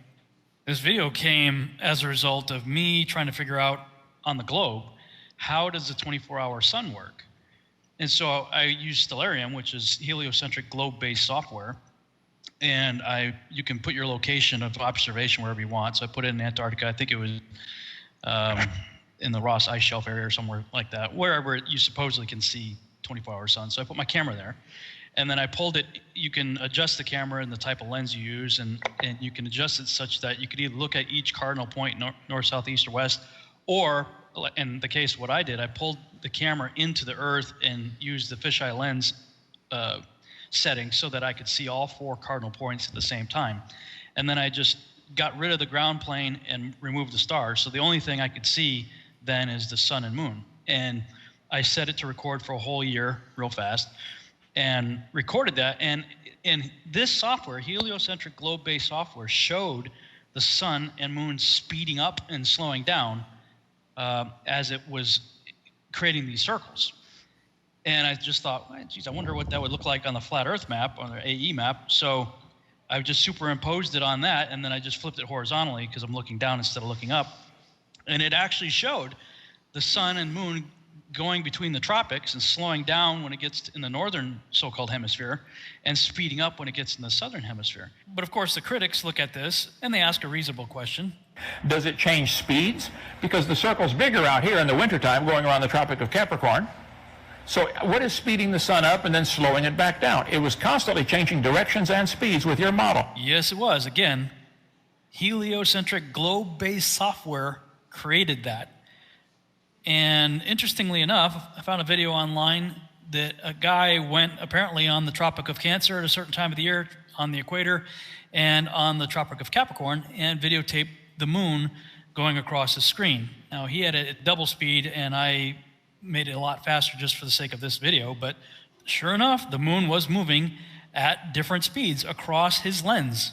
Fastest over the Tropic of Capricorn, medium over the equator, and slowest over the Tropic of Cancer.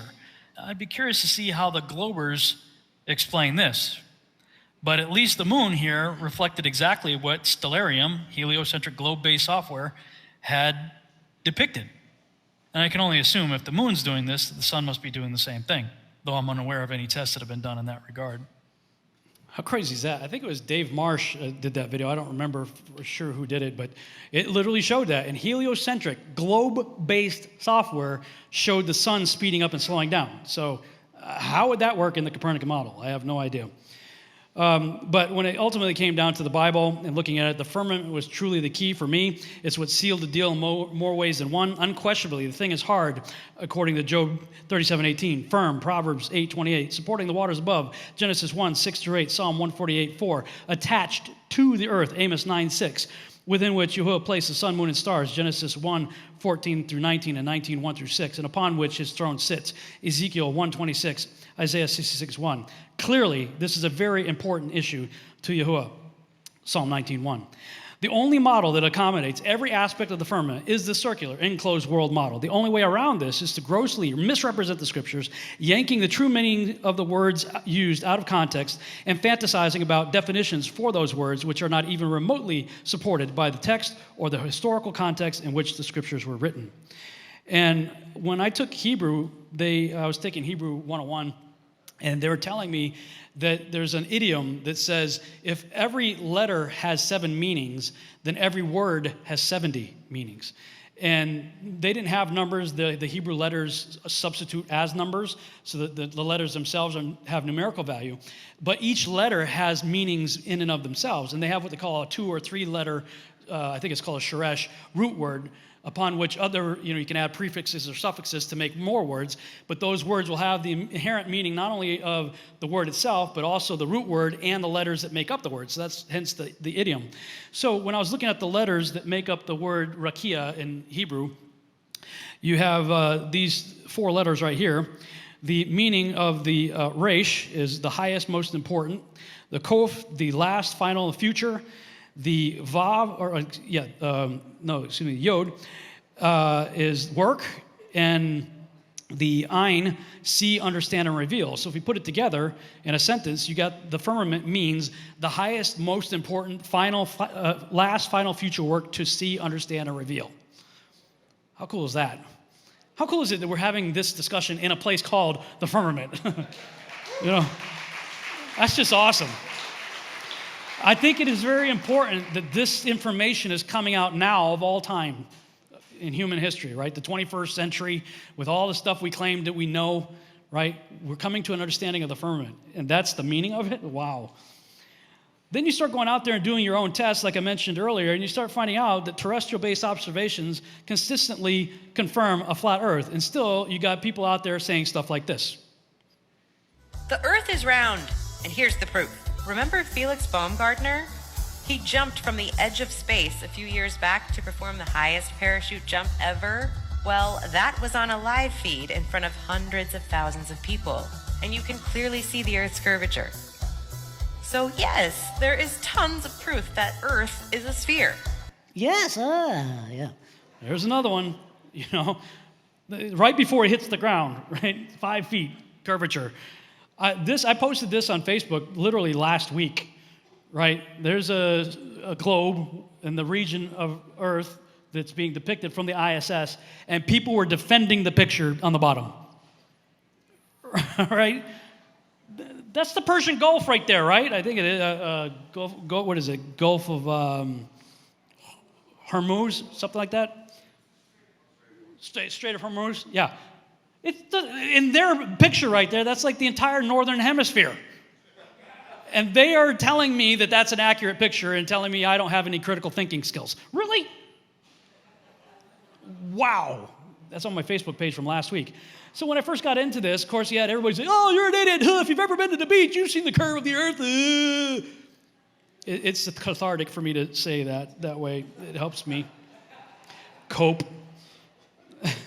So I started going to the beach and taking pictures over and over and over again. This is in California, and I went up into the mountains of Malibu up there, and looking across the whole distance that you see there in the background there, that's like 100 miles across right there. And everything I did, taking pictures and putting a straight line on there, there's no curve there. I'm not seeing any curve. They're telling me that there's curve, but you just take pictures of it without using a fisheye lens, and you're going to see there's no curve there. Then I met a guy who was helping me out with my seed project, another writer.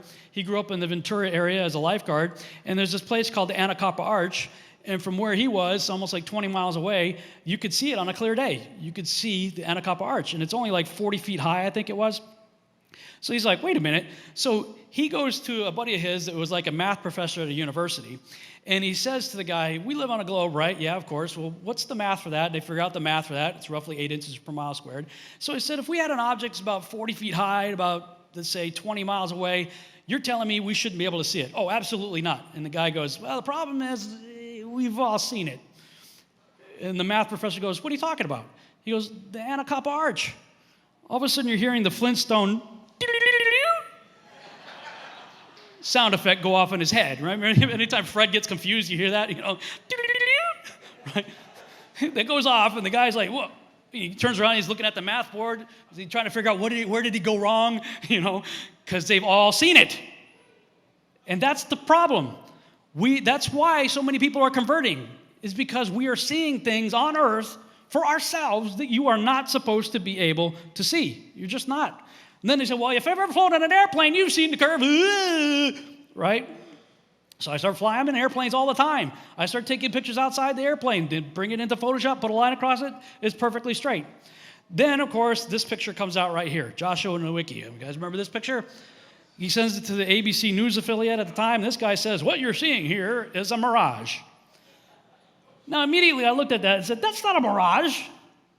They're upside down, wavy, distorted. They're not perfectly symmetrical, straight up and down, No. So my friend Rick Hummer, who lives right in that area, he's like, wow, this news station is in his local area.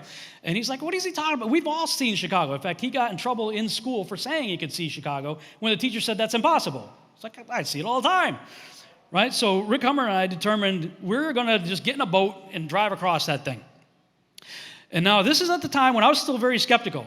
I was calling myself a zetetic agnostic at the time. I was 100% the Bible said that it was flat. But I was claiming the scripture says prove or test all things, right? So that's why I'm going to try to prove or test the Bible now. And so I was calling myself a zetetic, meaning proceeding with inquiry and investigation, and agnostic, meaning not fully convinced either way. So I said, Rick, we've got to get a boat. And my thinking was, if it's a mirage, then when we get close to it, it's going to magically disappear, and then the city will roll up over the ball, and there it will be. If it's just the city, then it's just going to get bigger and bigger and bigger in the camera. So it took us the better part of a year to finally get to the point where we had the money, our schedules worked out, and we could get a ship captain to agree to do it. And it finally all worked out. Actually, it was the weekend of my birthday, 2016. We went across the lake, and that changed everything for me. And at the same time that all that was happening, the news anchor actually got, that poor guy, he had no idea his little news, weather report was going to go viral like it did. And the guy probably got slammed by flat earthers calling him a shill or whatever. People going crazy on him on that whole thing. So he actually wanted to look into it further. So he went to a university near him to see if what he had said was accurate. Come to find out, what he said was not technically correct. This is a video that they did later explaining what they think is going on. And what they really did, though, was, at least for me, they showed me why the lower part of buildings can be obscured, and why sometimes the lower part of ships are missing at a distance and stuff like that. Listen to what they have to say. So is all this under Mirage, and then looming is under Mirage, or what are the semantics of looming versus Mirage? Okay, well. That's all. I guess that's all in the details of the terminology. And from what I understand, technically, I think Mirage has to have an inverted image, whereas there are other atmospheric effects such as looming or towering that are purely displacement, and you don't necessarily have to have an inverted image in order for refractive effects to occur in the atmosphere. So they would all fall under the category of atmospheric refraction. I guess that would be a good thing to say, yes. Okay, so again, this is their graphic. According to them, we know the Earth's a ball, so therefore this is the way it's working. Chicago's over here on the left. We got the curve of the Earth here, and the light rays, which would normally be going straight across, have to be bent due to the atmospheric lensing, the density of the atmosphere and whatnot, causing the light to refract downward. basically just conveniently enough over the top of the bulge of the curve so that we can see it on the other side. Now, here's where I would differ with this whole idea. Again, just sort of flipping the board. Let's just say we don't start with any preconceived notions of the Earth as a globe. Let's entertain for a moment the completely absurd notion that water is flat and it always seeks its own level. And we're looking across a flat plain of water, 46 miles across. Check this image out right here. Now, I caught this image shortly after Rick and I returned from our trip across the lake. We grabbed a bite to eat, and then we went out to the beach, and it was still clear out, so we got the camera out and looked 46 miles across the lake to see this right here. This image is extraordinary, okay? The boat right here, I'm gonna guess, is less than a mile away. And I base that because these people walking in front of the camera here are walking across some rocks that sort of jut out and kind of fence in the harbor area. And they are only about a quarter of a mile away from where we were when I shot this. I shot this image from right about here. This is where we were looking across, and this is the area right here where those people were walking.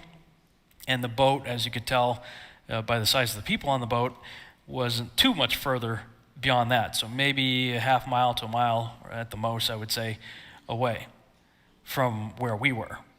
All right, now when I was headed back to Chicago to catch my flight, I snapped this picture of the Willis Tower.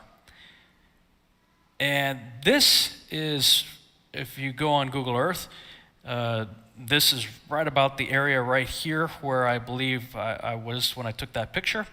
Looking across, it's only about 0.6 of a mile. So I'm just a little over a half mile away, and look at the size of the tower as compared to the car that was diagonally in front of me. We were looking at this Willis Tower from this direction right here when we were on the other side of the lake. Now, okay, so let me slide the car over and shrink it down to the appropriate scale beside the boat. Do you see something rather interesting here? This building is significantly magnified. The image on the left shows the size and scale of the building next to a car at 0.6 of a mile away. The image on the right shows the same building and the same car with a boat at 46 miles away. The atmosphere really is acting like a lens. What type of lens? A convex lens or a magnifying glass. So I'm going to suggest this is what's happening. The atmosphere is acting like a lens, which magnifies the city, brings it up a little closer, and as it does so, we start to lose a little bit of the bottom of the buildings, and perhaps due to the density in the atmosphere, there's an additional refraction that takes place that makes it drop down even more. Huh. Just like we saw. Now, this is a still frame from the half-hour video that I did, and the numbers you see there are all based on the numbers that Tony was giving me based on his device. His device said it was 37 nautical miles, which is 42.6 statute miles, but when you plot the same exact location that we were at, the exact distance you get on Google Earth is 46 miles. So you basically add about 4 miles to all the numbers that you saw in the half-hour video. But here's where it gets interesting, at least to me. Both of these pictures were taken with the same camera. Now, if you remember from the half-hour Chicago skyline video, I was saying I can see Chicago. We're about 42 miles away. I can see it. The problem is trying to get the camera's having trouble focusing on it because it's moving up and down and it's so zoomed in. But I can totally see it. Rick was not zoomed all the way in.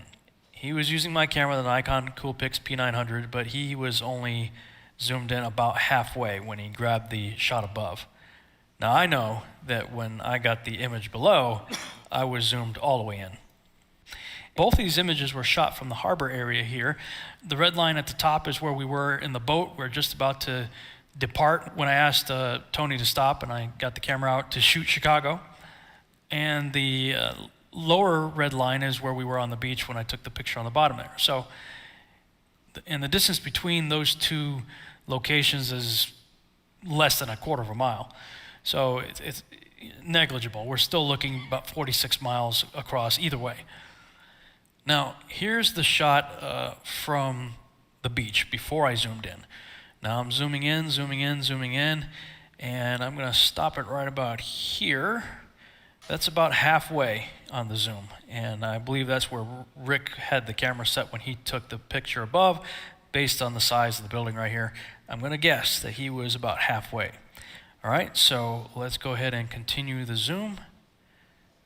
And this is zoomed all the way in. The Nikon Coolpix P900 has an 83 power optical zoom, and that little punch in right after that was the digital zoom afterward. It has a digital zoom that goes beyond the 83 power.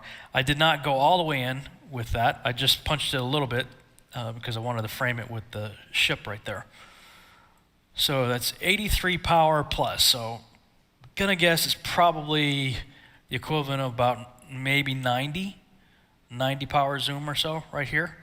Now let's bring the picture in from the halfway zoom, and I'm gonna go ahead and bring our car back in and slide the picture in from Chicago, and I'm gonna scale the car to the appropriate size to the boat right here and go ahead and slide the car over to the building. So this is what the car and the building look like at half zoom.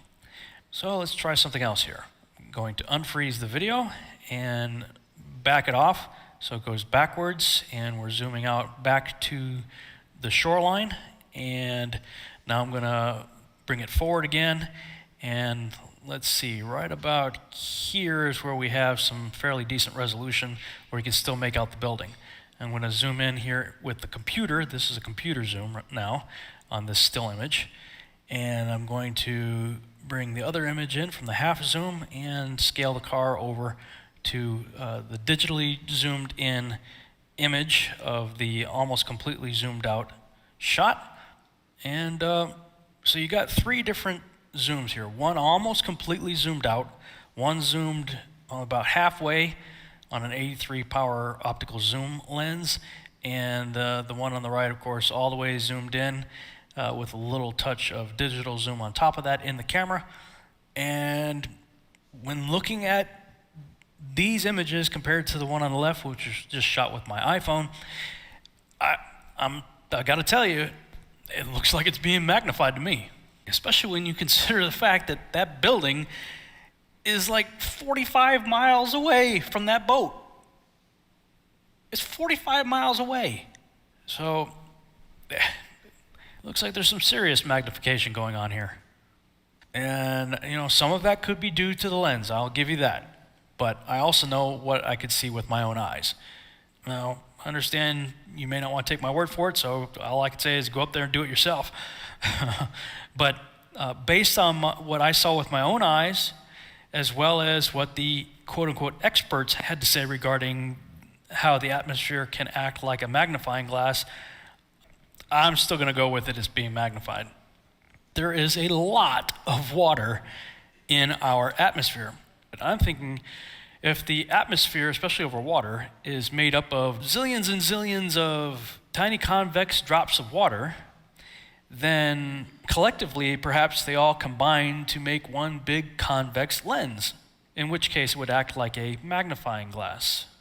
Okay, so with that in mind, let's look up some websites dealing with the refraction of light. You might see a graphic, something like this, showing light bending downward, just like the weatherman guy said. And here's your typical graphic showing how light rays entering some sort of medium, like in this case water, refraction causes the light to bend downward. Now we've all seen pictures of, you know, a pencil or something in a glass of water, and how not only does refraction bend the image downward, it also magnifies it. I'm going to say that again. Water causes refraction, bending the image downward, and magnifies it. So this is important now. And let's just go back and hear from the experts once again what's happening with the atmosphere. The science is the same of that of a lens. Here's a simple example. So if you're looking at Chicago here, just maybe now you can just see the top of the Sears Tower, and if our simulated temperature inversion moves into place, hopefully now you can see pretty much all of Chicago, see all the lower buildings, including what's at ground level.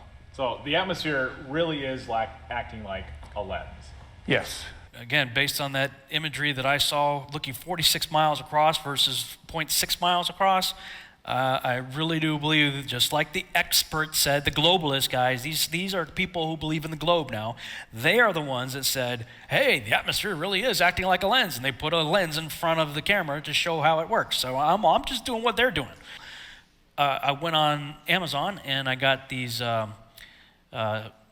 plastic magnifying sheets and came up with another way of doing the same thing, using the sheet right here. Set the city up, a little cutout of the city, and now I've got the big magnifying glass sheet. Bring the camera right up to the lens. See, that's the normal view of the city. Now let's back up again. The science is the same of that of a lens. Here's a simple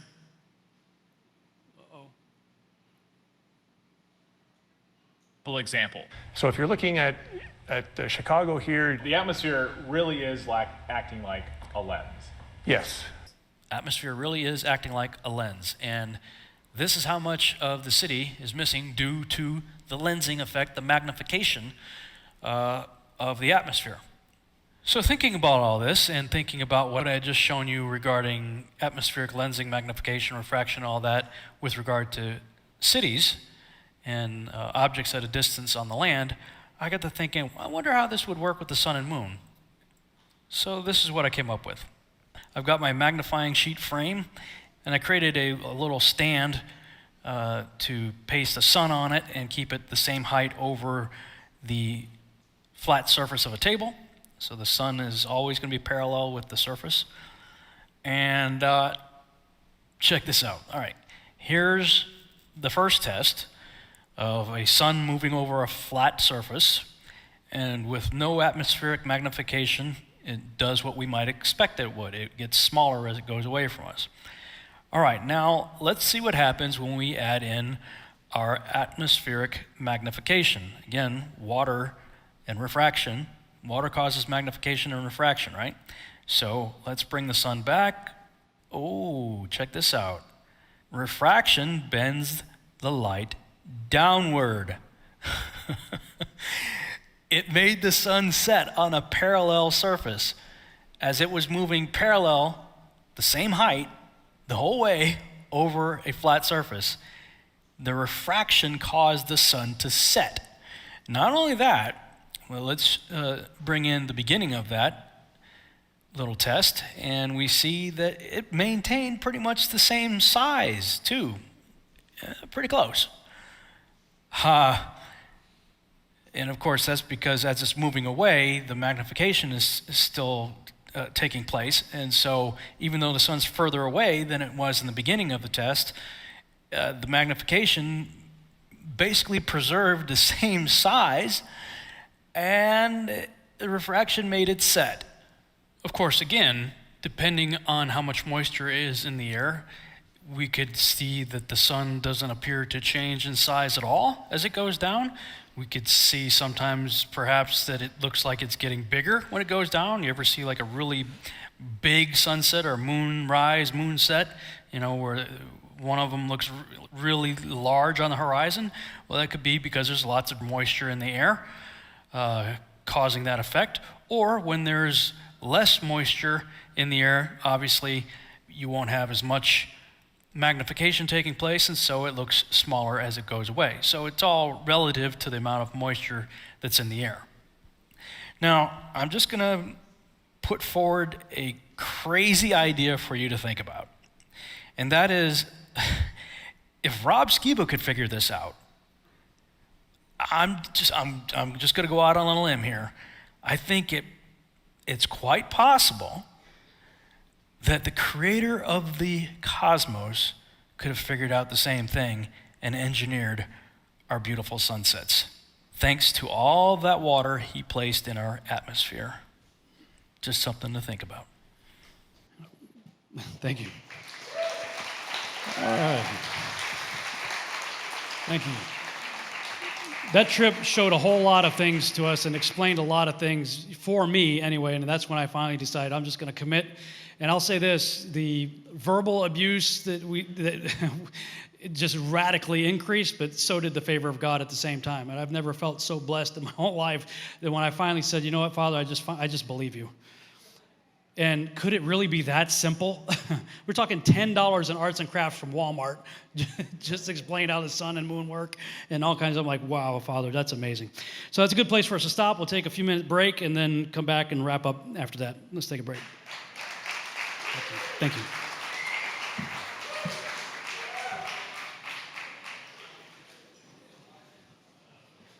All right, we're about ready to start up again. Can't really tell. Hopefully everybody's coming back and we didn't scare everybody away.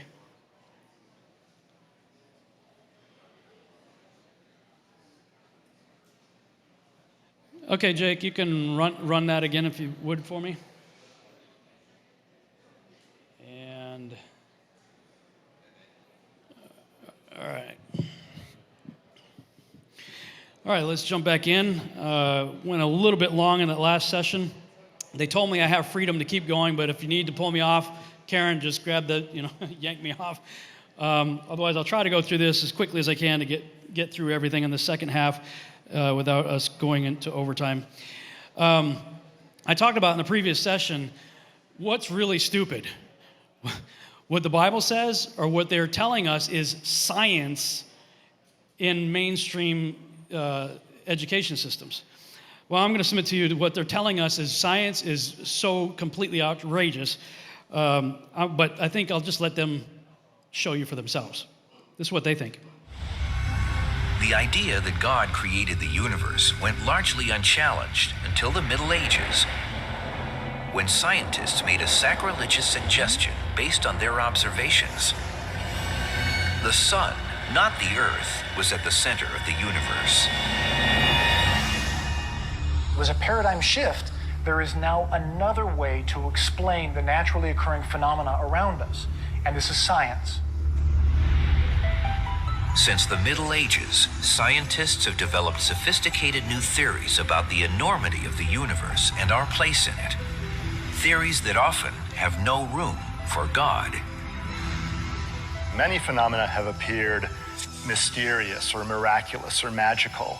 And then through the process of science, we've eventually understood them. Scientists gradually realized that the sun really is just one star among a multitude of stars in a gigantic galaxy, having hundreds of billions of such stars. And all this was created in a Big Bang 13.7 billion years ago. But while scientific theories, observations, and experiments tell us where we are in the cosmos, they don't answer the eternal questions: why we're here, and who, if anyone, created us. The amazing thing is that every atom in your body came from a star that exploded. And the atoms in your left hand probably came from a different star than your right hand.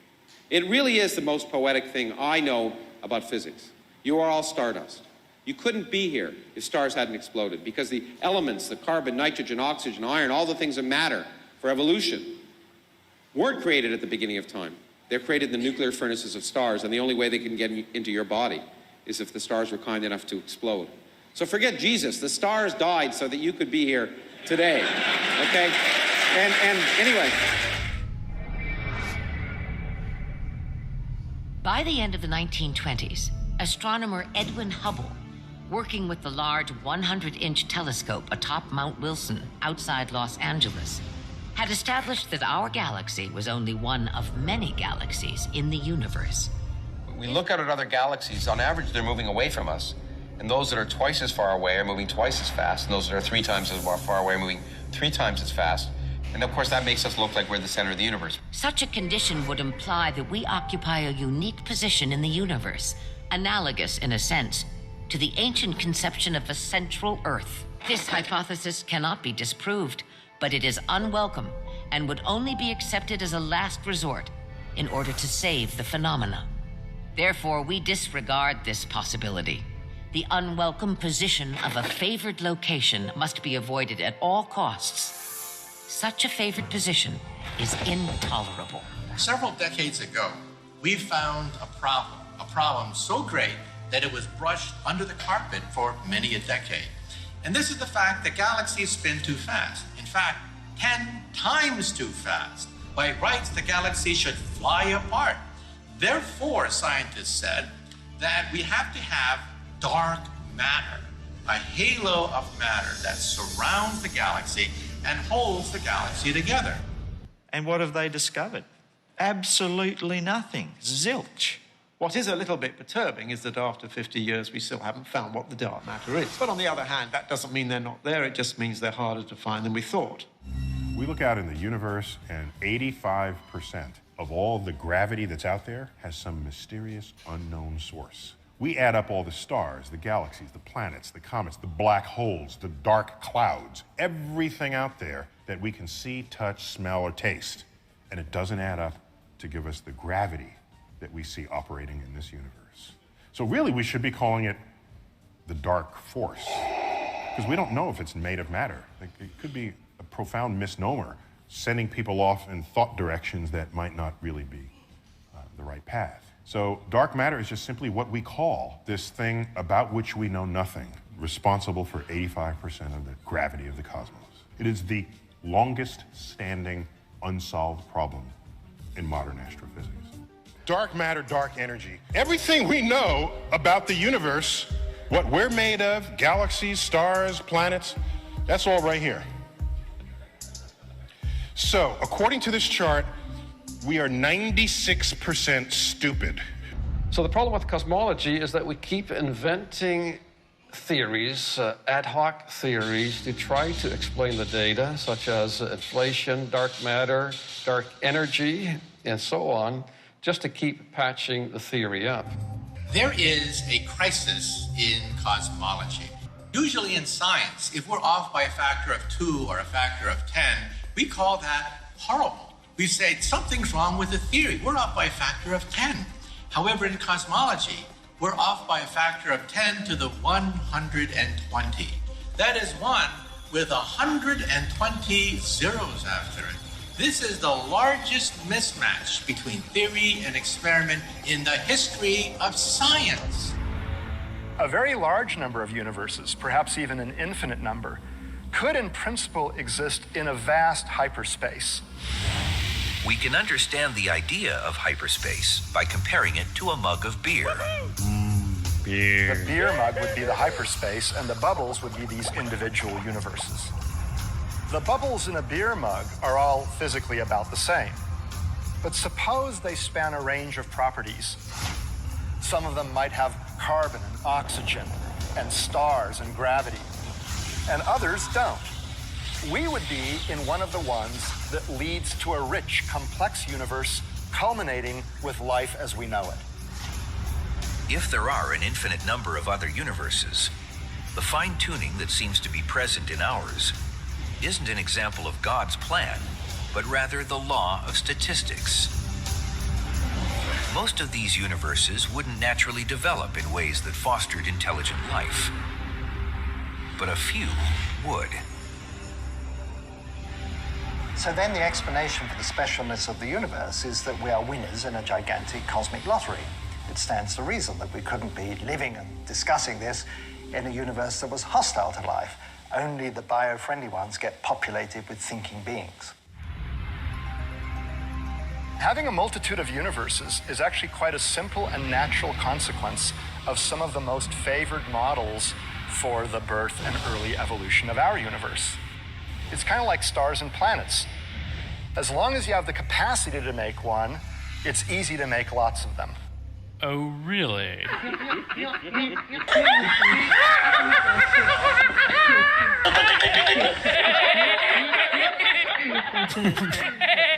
Wow! Beer mug hyperspace multi-bubble verse. Really? Beer. Seriously? They're farting out beer bubble universes. Okay? That's what they're doing. Hey, I got an idea. Yep. Multi-beer bubble universe. And they call that science. And they make fun of us? Really? Yeah, I'm not going to take that from them anymore. I'm not going to sit here and let people who think they came from monkeys out of a beer bubble universe ridicule me for looking into what I'm looking into and considering, a possibility. If you guys can think about beer bubble universes, then I can think about a snow globe. Fair enough? Okay, let's move on. That's what they believe. That's what they teach. They're realizing how absurd their own theories are. They add one ad hoc theory upon another to try to justify the things that they can't. They find no observation out there to, for themselves. It's just ridiculous. I mean, Tesla started to see this happening even in his day. He's quoted as saying, "Today's scientists have substituted mathematics for experiments, and they wander off through equation after equation and eventually build a structure which has no relation to reality." They say, "I'm a theoretical physicist." Whenever you hear that, they're working on a chalkboard. Okay, that's it.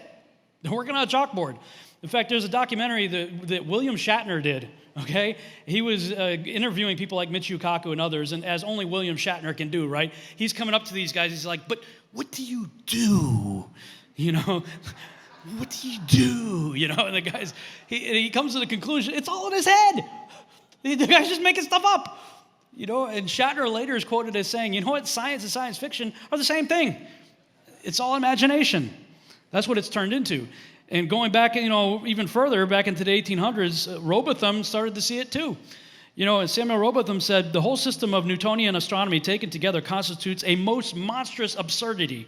It is false in its foundation, irregular, unfair, and illogical in its details, and in its conclusions, inconsistent and contradictory. Because the Newtonian theory is held to be true, they are led to reject the scriptures altogether, to ignore the worship and doubt and deny the existence of a creator and supreme ruler of the world." He goes on to say, "To say that the scriptures were not intended to teach science truthfully is, in substance, to declare that God himself has stated and commissioned his prophets to teach things which are utterly false." He's right.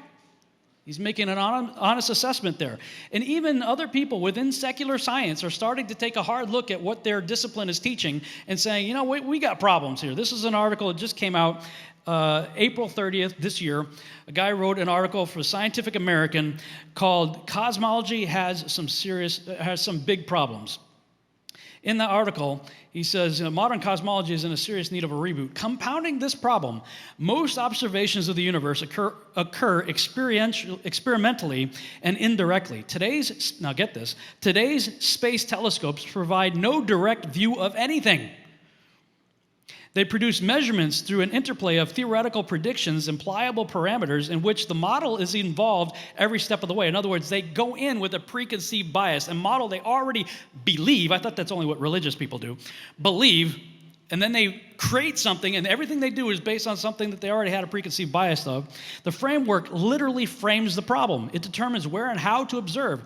And so, despite the advanced technologies and methods involved, the profound limitations to the endeavor also increase the risk of being led astray by the kind of assumptions that cannot be calculated. He goes on to say, "A key piece of the Big Bang paradigm was criticized by one of the theory's original proponents for having become indefensible as a scientific theory. Why? Because inflation theory relies on ad hoc contrivances to accommodate almost any data, and because its proposed physical field is not based on anything with empirical justification. This is probably because a crucial function of inflation is to bridge the transition from an unknowable Big Bang to a physics we can recognize today. So, is it science or a convenient invention?" He concludes his article by admitting, in order to maintain a mathematically unified theory valid for the entire universe, we must accept that 95% of our cosmos is furnished by completely unknown elements and forces for which we have no empirical evidence whatsoever. That's an honest dude right there, taking a look at secular science. It's not a creationist. It's not a Christian up there saying that. This is a guy taking an honest look at his own profession. And basically, I distilled it all down and said, what is taught today as fact is really nothing more than unproven ad hoc theories based on presupposition derived from outlandish conjecture, which itself was contrived from sheer fantasy, all of which ends up beautifully illustrated by the hands of artists and published in textbooks as self-evident truth. That's where we're at today. So let's talk about this whole model that we've been taught in school. How old is the Earth and how do we know? Well, we got to look at the whole, there was two things that were proposed, catastrophism and then later uniformitarianism. From 1830 to 1833, his multi-volume Principles of Geology was published. The work, this is Charles Lyell here. The work's subtitle was An Attempt to Explain the Former Changes of the Earth's Surface by Reference to Causes Now in Operation. He was, along with the earlier John Playfair, the major advocate of James Hutton's idea of uniformitarianism, that the Earth was shaped entirely by slow-moving forces still in operation today, acting over a very long period of time, as opposed to catastrophism, an idea of abrupt geologic changes through violent action. Thus, basically, Charles Lyell looked at the stripes in the rock, you know, like at the Grand Canyon and stuff, and he assumed that must have taken millions of years. He just assumed it. He had no proof, he had no dating methods or anything like that, he just assumed it. Today, this is the accepted view of geology. But how accurate is this assumption and how reliable are our dating methods today? Consider this. What about the age of the Earth? Isn't there evidence for millions of years? And how do we understand all that? Well, first of all, let's look at what the Bible says. If you take the days of creation as ordinary days, and you take all those genealogies in Scripture, if you add it all up, 5 days before Adam, from Adam to Abraham, and then you add up from Abraham until today, you get about 6,000 years. Now, if the Bible said the Earth is 6,000 years old, there'd be a problem because it was completed 2,000 years ago. So you see, the Bible doesn't say, here's how old the Earth is. You know what the Bible gives us? A history, and it tells us about the days of creation and when people lived and died and so on, and gives us that history so we can add up the dates, and that's how we get a few thousand years. Well, what about all the dating methods that seem to indicate billions of years? Actually, there are hundreds and hundreds of dating methods that you can use to age date things on the Earth. See, one creation scientist I know makes this statement. He says 90% of the methods you can use to age date things on the Earth contradict the billions of years. Only 10% even seem to give the billions of years. But all dating methods have fallible assumptions. Who's heard carbon dating used to supposedly prove millions of years? Put your hand up. You know, there's a misconception out there in the culture. Do you realize that carbon dating has nothing to do with millions of years? It can't do. Any secular scientist who understands carbon dating will tell you the same. That's got nothing to do with being a creationist or an evolutionist. Carbon dating has nothing to do with millions of years. Nothing. In fact, carbon-14, after about 100,000 years, when you understand radioactive decay, the half-life of carbon-14 is only a few thousand years. So after about 100,000 years, carbon-14, it would be not detectable. Here's how carbon-14 can be used.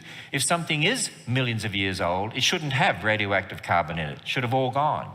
Let me just do another example here of radioactive decay for you. This is just basic principles. It's so much more complicated than this. Nearly every textbook and science magazine teaches that the Earth is billions of years old, and the primary dating method used for determining this is what is called radioisotope dating, or radiometric dating. Now, this is a reliable method for measuring absolute ages of rocks and the age of the Earth, right? First off, many scientists now regard the age of the Earth to be between 4.55 and 4.6 billion years old. Okay, so if this method is reliable and accurate, why the 50 million year discrepancy? That seems like a lot. But let's get into some details here and see what's going on. Keep in mind that there's all kinds of scientific jargon on this topic, and so we'll just present a very straightforward, simplified version. Radiometric dating is the process of estimating the ages of rocks based on the decay into other kinds of atoms. For instance, uranium will radioactively decay through a series of steps until it becomes the stable element called lead. The original element is called the parent element, and the end result is called the daughter element. Radioisotope dating is commonly used to date igneous rocks, rocks which formed when hot molten material cooled and solidified. The dating clock started when the rock cooled. During the molten state, it is assumed that the intense heat forced any gaseous daughter elements to escape. It is assumed that once the rock cooled, no more atoms escaped, and any daughter element now found in the rock is a result of radioactive decay since that rock formed. The decay rate is measured in terms of half-life. That is the length of time it takes half of the remaining atoms of a radioactive parent element to decay. Now, of course, that can be measured in a laboratory, and it is assumed that since we know the decay rate, we can calculate backwards and come up with the age of the rock. But is that all there is to it? Here's where it gets tricky. It's true we can measure a decay rate using observational science, but there's another kind of science that is required to accurately calculate dates for rocks, and that is what we call historical science. Historical science deals with the things in the past, and therefore it cannot be repeated and tested.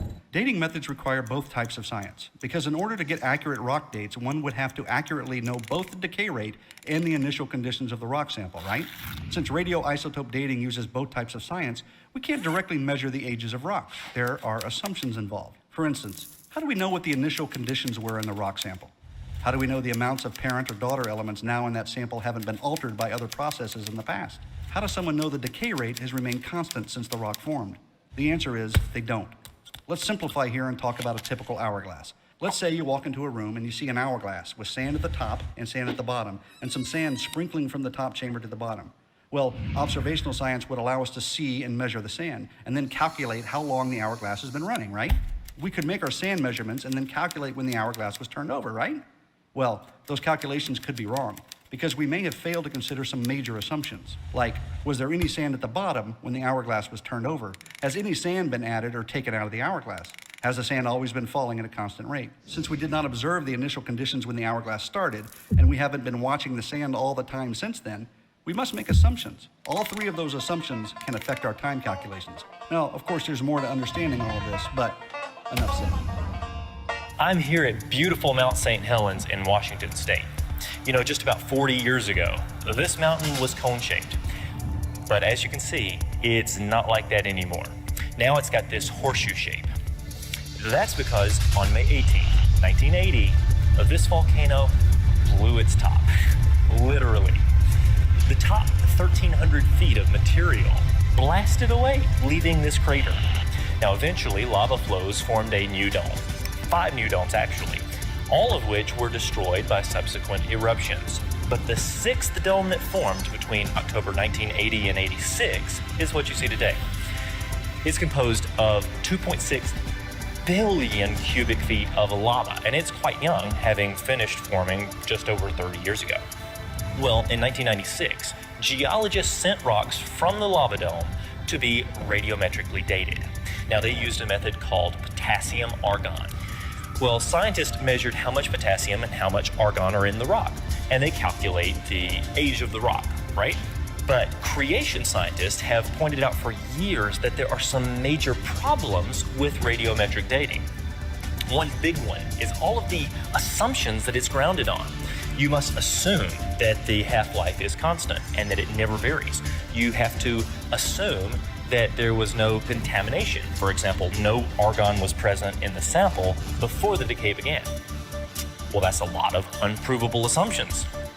Now, if radiometric dating and the assumptions that it's founded on were accurate, well then Mount St. Helens rocks should have yielded very young ages. After all, the rock was merely about a decade old. You see, the problem is, they didn't. The rock gave an age of 350,000 years. When they dated the minerals within the rock, the problem got much worse. They gave dates of 2.4 million years. This is for a 10-year-old rock. Now, Mount St. Helens highlighted that we shouldn't blindly trust the dates given by radiometric dating. The assumptions clearly aren't accurate, so the dates that they give are also inaccurate. Instead of trusting a method that doesn't even give correct ages for rocks of known age, well, maybe we should trust the Bible's history, which tells us that our Earth is around 6,000 years old. Okay, so we've established that Big Bang cosmology is complete nonsense. By their own words, they're 96% stupid and off by 10 to 120th power. And we've just seen that dating methods are completely unreliable. Let's consider another possibility for geologic formations that we see. And I would refer to something, an analogy that Kent Hovind used to say. He said, you could put two people looking at the Grand Canyon, a creationist and an evolutionist, and the evolutionist will say, wow, look what the Colorado River carved out over millions of years. And the creationist will say, wow, look what the biblical flood carved out in a matter of minutes. Big difference, right? Your preconceived bias will drive your conclusions. Now, I already told you that I personally come from a biblical worldview, so let's look at what I would say is a much more plausible explanation for geologic formations. There was a guy, how many of you have heard of Immanuel Velikovsky? Anybody hear of him before? amazing character. He lived around the same time as Einstein and those characters, and he was a big proponent for catastrophism, coming against this whole idea of uniformitarianism. If you haven't read these two books in particular, these are books I read actually as a teenager and have revisited recently. Worlds in Collision and Earth in Upheaval. Highly recommend you check those out. But check this out. The Earth's surface is scarred by deep canyons, cut into solid rock. But how did they form?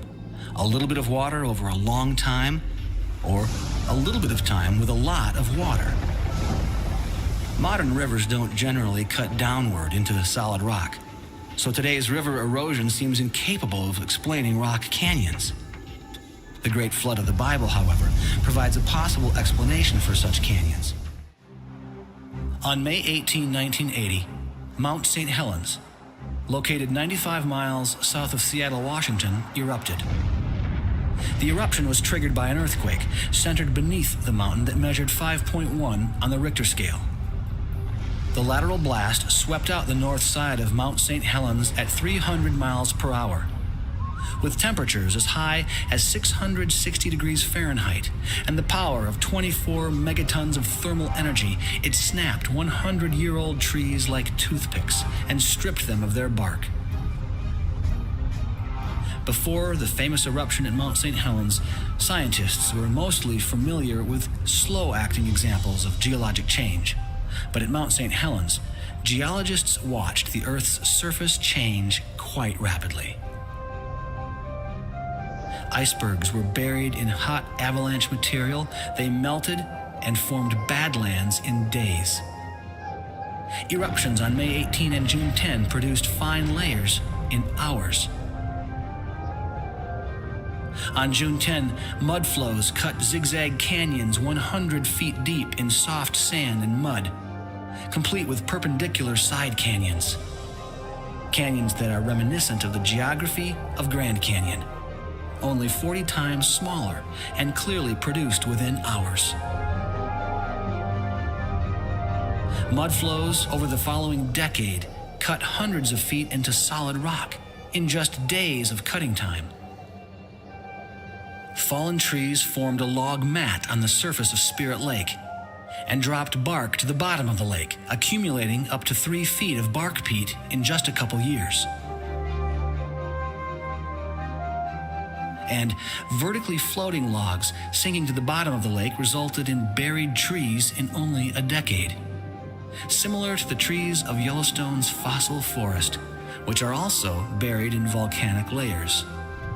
At Mount St. Helens, a single mud flow off the mountain carved Engineers Canyon out of soft sediment in a single day, 100 feet deep. And the same thing even happened in solid rock. A series of mud flows created Lewitt and Step canyons on the front face of Mount St. Helens, cutting hundreds of feet into solid rock over just a few years. Grand Canyon is a good example where we find evidence of catastrophic forces at work. Upstream is evidence of huge lakes. These lakes would never have formed if the canyon were already open below them. However, if these lakes had formed from rains after Noah's flood, and if the pressure of these waters broke through and carved through the recently deposited sediments, then we would expect to find surge deposits downstream. Below Grand Canyon, this is precisely what we find. Evidence of a lot of water cutting over a little bit of time. Even though Mount St. Helens is a very small catastrophe compared to the flood or the major catastrophes immediately following the flood, it provides a better clue to what happened in those times than the slow geologic processes which are most commonly seen in the present. Okay. So now we've already established that the Big Bang cosmological model is nonsense, and we've seen that our dating methods are flawed and bogus, and we've just seen how the biblical flood of Noah is a much better explanation for our geologic formations and things of that nature. Let's go ahead, and this is all easily testable, observable, repeatable science. This is not ad hoc theory and conjecture we're talking about here. Obviously, we could talk a lot more about this, but I'm just giving you highlights here for some things to think about. Let's go ahead and dive into the issue of biological evolution. right? The whole idea that we got here from goo to you by way of the zoo, as Ken Hovind would say, right? This is essentially the standard Darwinian model right there, right? And, we look at what the ancients have done, and you look through the ancient megaliths and all kinds of stuff, the pyramids and all that stuff. I mean, they were clearly highly advanced back then. The only reason that we think the ancient aliens must have done it is because we have an evolutionary mindset that we're taught from birth practically, that we are at the pinnacle, we're at the top, right? I mean, we're so smart we think we came from monkeys and we don't even know what freaking gender we are anymore. How smart are we? I mean, right? I mean, think about it. For 6,000 years of recorded human history, nobody anywhere, race, color, creed, religion, or anything, had any problem. Baby pops out, got something hanging down there. Hey, congratulations, it's a boy. No? Oh, it's a girl. You want to get scientific about it? You got an X and Y chromosome, boy. 2 X chromosomes, girl. Okay? It's not what's between your ears that determines your gender. It's what's between your legs. Okay? The fact that I have to explain this in the 21st century is proof of entropy. Okay? But this is the thing. We have been taught that we evolved from goo to you by way of the zoo, and that we are at the top. So when we look back and we see stuff clearly destroying that whole paradigm, the further back you look, the more intelligent we were. Clearly. The more advanced we were. They were doing stuff that even today, with all our modern equipment and science and everything else, we can't figure out how they did it. Right? But this is the model that we've all heard. Now, how many of you heard in school or been taught that we share 97% of our genome with chimps? Have you heard that before? It's one of the justifications, right? They look at DNA and they say, we're 97%, just like chimps. Okay, I found a video. This is not by a creationist or a Christian or anybody like this. This is somebody taking an honest look at their science and is telling you how they came to that number, 97%. Check this out. When researchers sat down to compare the chimp and human genomes, those single-letter differences were easy to tally, but the big mismatch sections weren't. For example, if a genetic paragraph, thousands of letters long, appears twice in a human scroll, but only once in its chimp counterpart, should that second human copy count as thousands of changes, or just one? And what about identical paragraphs that appear in both genomes, but in different places, or in reverse order, or broken up into pieces? Rather than monkey around with these difficult questions, the researchers simply excluded all the large mismatch sections, a whopping 1.3 billion letters in all, and performed a letter-by-letter comparison on the remaining 2.4 billion, which turned out to be 98.77% identical. So, yes, we share 99% of our DNA with chimps if we ignore 18% of their genome and 25% of ours. Does that make sense to anybody? Oh, let's ignore 18% of their genome and 25% of ours. Hey, we're 98% the same. That's ridiculously absurd. Especially when you realize that DNA are the codes that make stuff living. Nobody in their right mind would look at, let's say, Adobe Premiere Pro or After Effects and let's say Microsoft PowerPoint and say that they're 98% the same. No, there's a whole lot. Yeah, we work with a mouse. They got an interface. It's there's vast difference in the programming between these software, right? Massive. It would be an insult to the programmers to say something like that, right? But that's exactly what we've done to our Creator.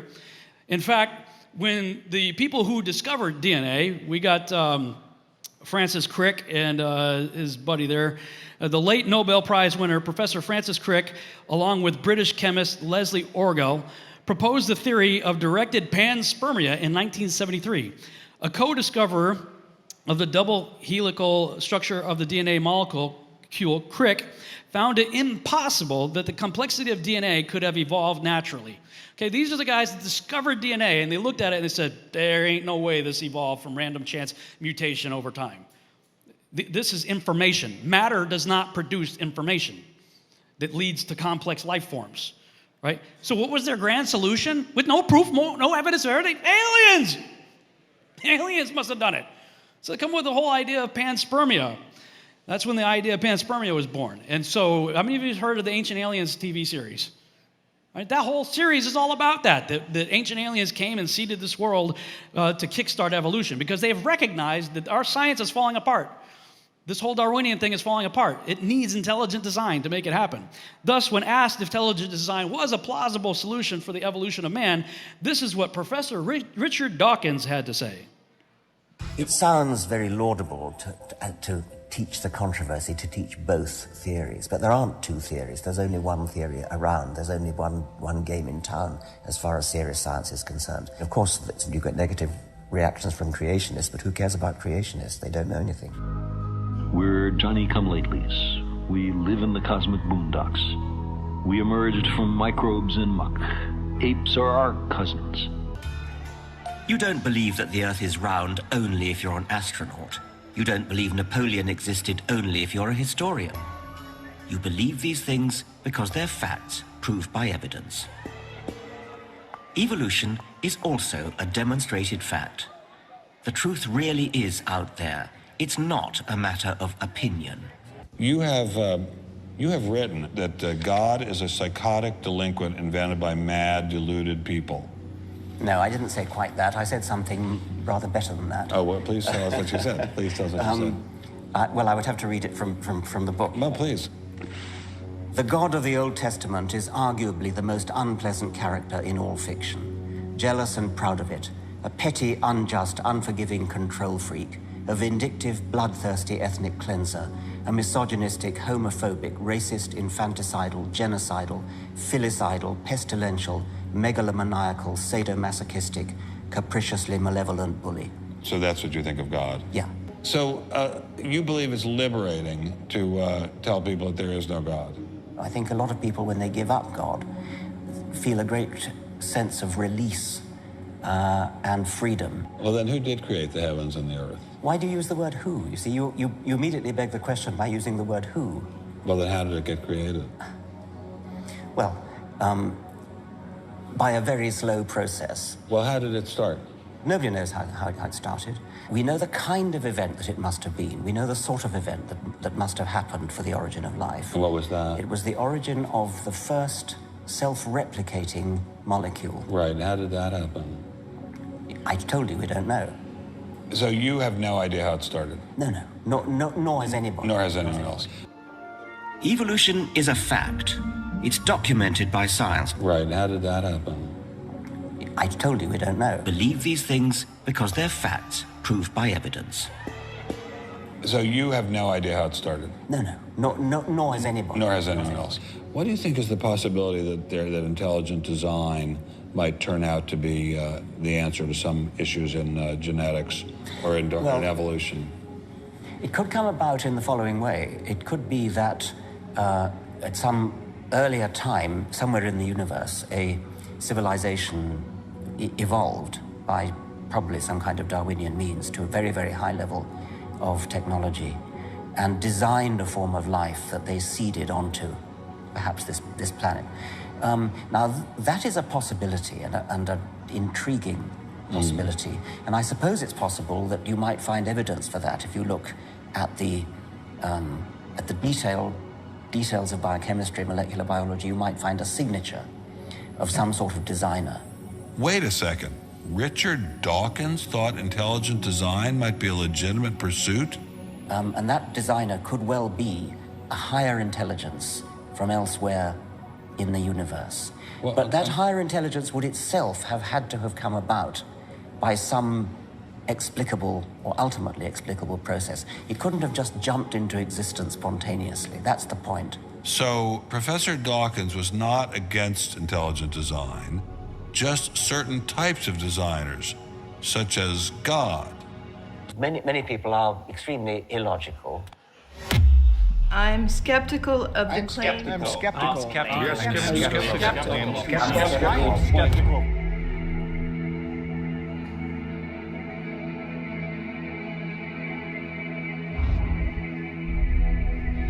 Skeptical. Skeptical. Skeptical. Skeptical of claims for the ability of random mutations and natural selection to account for the complexity. The complexity. To account for the complexity of life.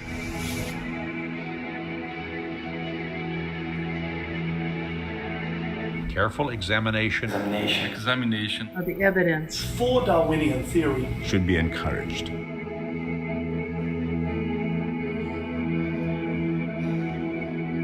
So isn't it interesting? The more advanced our technology gets, the more honest scientists, secular or otherwise, are looking at the data and saying, we need a reset. That's across the board, from biological to geological to cosmological. They're all realizing the old models are breaking apart. They're falling apart. So, but the thing is, you listen to these people say, okay, it required intelligent design, but they're not going to give the credit to God, so therefore it must have been aliens, but they're just pushing the problem further out. If you've just proven that this can't happen here, what makes you think it can happen there? And furthermore, you're just pushing you're pushing the problem over to their world where we can never, ever go test anything. Who created them? And if evolution's impossible here, how did it happen there? It's just ridiculous. They don't know how it happened. They're even admitting it. But see, people like Richard Dawkins is forced to make a position based on faith, the very thing that he's opposed to. In fact, the more I look into this guy, it seems to me he's a deeply conflicted soul, probably with spiritual damage. I'm not going to go through all this stuff, but here's a guy who spends his entire life literally at war with somebody he believes doesn't exist. Yeah, he loves science, but man, it's getting crazy. And so they keep pushing this out there to other worlds, and we get NASA and other space agencies pushing stuff like this over and over and over. How many of you guys are seeing an increase in these kind of articles? More and more articles coming out of other Earths out there that they're finding. That we already talked about, the vast distances. The idea that we could look those many trillions of miles is just utterly absurd. Well, this next video shows how life forming from non-living matter is completely impossible, both here on Earth as well as anywhere else. What is faith? It is belief in the absence of evidence. Now, I don't propose to tell anybody what to believe, but for me, believing when there's no compelling evidence is a mistake.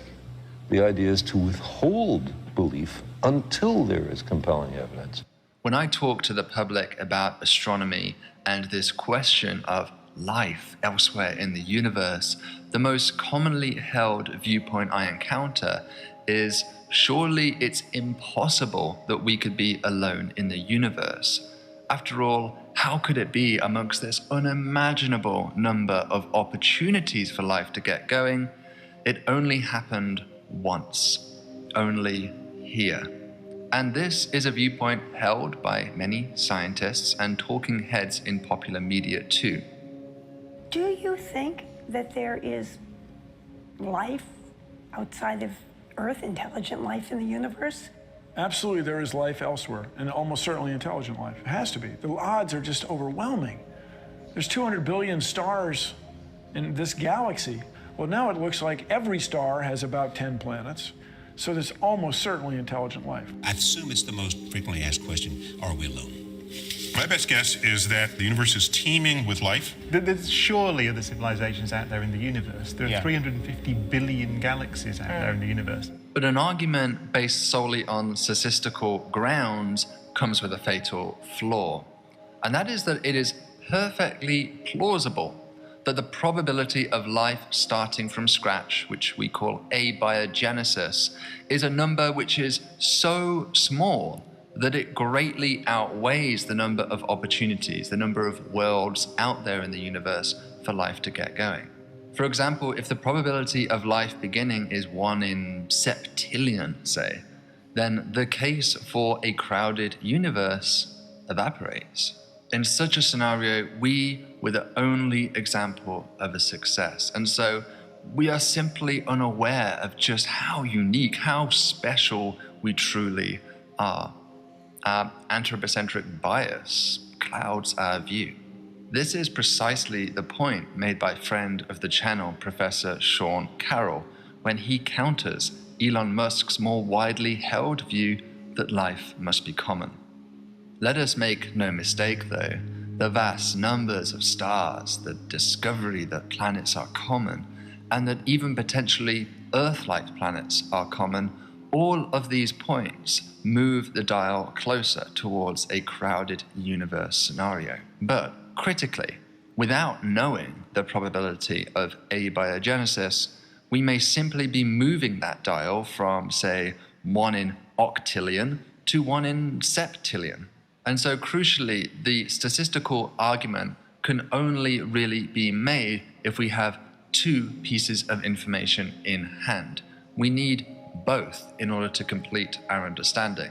The number of habitable worlds out there, or potential seats for life more generally, and also the probability of life spontaneously emerging on those worlds.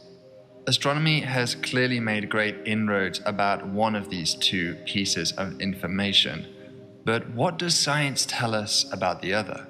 What is then the probability of life spontaneously beginning, the probability of abiogenesis?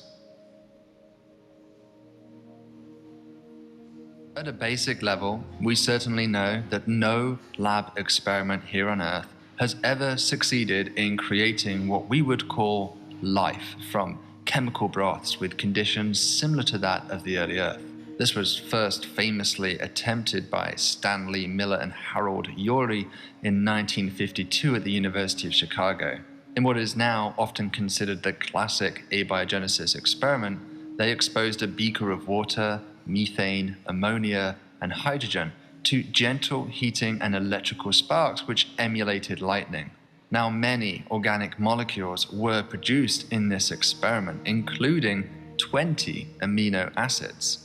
But neither in that experiment, nor in any experiment since, have we observed the spontaneous production of complex proteins, nor DNA, nor indeed something crawling out of the test tube.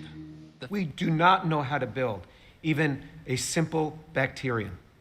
The simplest bacterium with its 256 protein coding genes, we have no idea how to build it. First of all, we don't know how to build the molecules, the 4 classes of molecules that are needed for it. We don't know how to, even if we had those 4 classes of molecules, assemble them even into the simplest of bacteriums. We don't know how to do that. One can do that with the technologies we have today. We can make technologies, but we can't even make the simplest bacterium. Anybody who would say something contrary does not know what they are talking about. Show me the demonstration. Nobody has ever done it, and it's not because of lack of effort. It's not because of lack of will. First of all, they haven't been able to get the molecules to do this, and if they could make the molecules, even if we were to give them the molecules, they wouldn't have the information. There would be no inherent information in the DNA. But even if we gave them the DNA in the structure that they wanted, they wouldn't know how to put all the components together because of the sophistication within a cell. The interactomes, meaning that the interacting connectivity between the molecules, the van der Waals interactions, all of these have to be in the right place and in the right order for a cell to function. If you found an ancient clay tablet with strange characters washed up on the shore, you couldn't read it, unless someone had cracked the code. But you'd still know the letters represented a language, even if you didn't know anything else about the author or his civilization. Language is recognizable, even if you can't read it. Take Morse code. It has 3 basic parts: dots, dashes, and spaces. These 3 simple parts are combined to represent letters. There are 26 letters in the English language, which are combined to form over 400,000 words. Those words can, of course, be combined into an infinite number of sequences or sentences. There is evidence that DNA represents a language. 4 basic units, called nucleotides, combine into a code for 20 amino acids. From those few amino acids, the body forms more than 100,000 proteins. Even if you can't read DNA, it still has all the hallmarks of language, a language that biologists are just now beginning to crack. Every tiny cell in our body is packed with 3 feet of DNA, 3 billion nucleotides. The similarity between DNA and human language is uncanny. In addition to codes, both use similar techniques to pack, access, rearrange, copy, and translate information. DNA seems to represent a language, the language of life. An unseen author, the creator of heaven and earth, has left a testimony of his existence in the DNA of every living thing. For those who believe in evolution, They believe that millions of years ago, somehow life had to arise from matter. As you think about that, it's not just a matter of saying life arose from matter. Life is built on DNA. You've got to have DNA to arise from matter. But not just DNA, you've got to have a language system. Matter produces a language system. Matter has to produce information. People who believe in evolution don't believe in God, and people say matter gave rise to life. You've got to understand, matter had to give rise to zillions and zillions and zillions and zillions of bits of information. And over millions of years, information keeps coming from matter, new information to form all the different kinds of animals and plants, zillions of bits of information. You know what's interesting? We've never seen matter produce one bit of brand new information that never previously existed, not even one bit. When one looks at a typical textbook, one will see some prehistoric pond and molecules, and those molecules coming together and forming a cell, and those cells coming together and some slithering creature coming out of this pond. That is fallacious. There is no truth in that. We don't even know how to make the molecules. We are lost on how to do this. We can't even make the basic building blocks. But even if we could, from prebiotic type environment to make these, with all the intellect that we put into this, even if we could make them, we have no idea how to assemble them. This is a cell. What is the origin of life? How do you get a cell like this? What is the origin of something like this? This is an amazing machine. A cell is an amazing machine. It's not just a blob of protoplasm. Every day, it gets harder to have the origin of life, to come up with a scenario, because the origin of life becomes more and more complex every day. A cell is a factory. It has the lipid bilayer, which is extremely selective to let certain things in and not other things. It has all of this substructure in here, these little areas where energy is made in here. It has these microtubules which can form, so you can move matter from point A to point B. If you go to a factory, what you see is these overhead hanging machines that are moving materials from point A to point B. In these systems, and the way they do this is they build these racks, but same thing happens in a cell. You get these microtubules to move material from point A to point B, and then as soon as the material is done moving, the microtubule breaks down and then assembles some other place. You say, well, why doesn't it leave it there? Because then the cell would become too rigid. So it just rebuilds it. It's just amazing factory what's happening in a cell. This is what we have to make. If we want to have origin of life, you got to start here. You don't start here. You start with a single cell. Just build a single cell. That's what we have to do in origin of life. Nobody has ever done this. If you've been taught that simple forms of life have been made, that is a lie that you are believing. Somebody told you a lie. That has never been done. Next slide. Organisms care about life. Molecules don't care. Chemistry, on the contrary, is utterly indifferent to life. Without a biologically derived entity acting upon them, molecules have never been shown to evolve toward life. Never. Molecules don't care about life. They don't know anything about moving toward life. They have no brain. Organisms want to move toward life and keep life going. Molecules don't care about life. Nobody has ever seen molecules assemble toward life. Never. It doesn't happen without a biological entity working on them. I asked all my colleagues, can you show me an example of this?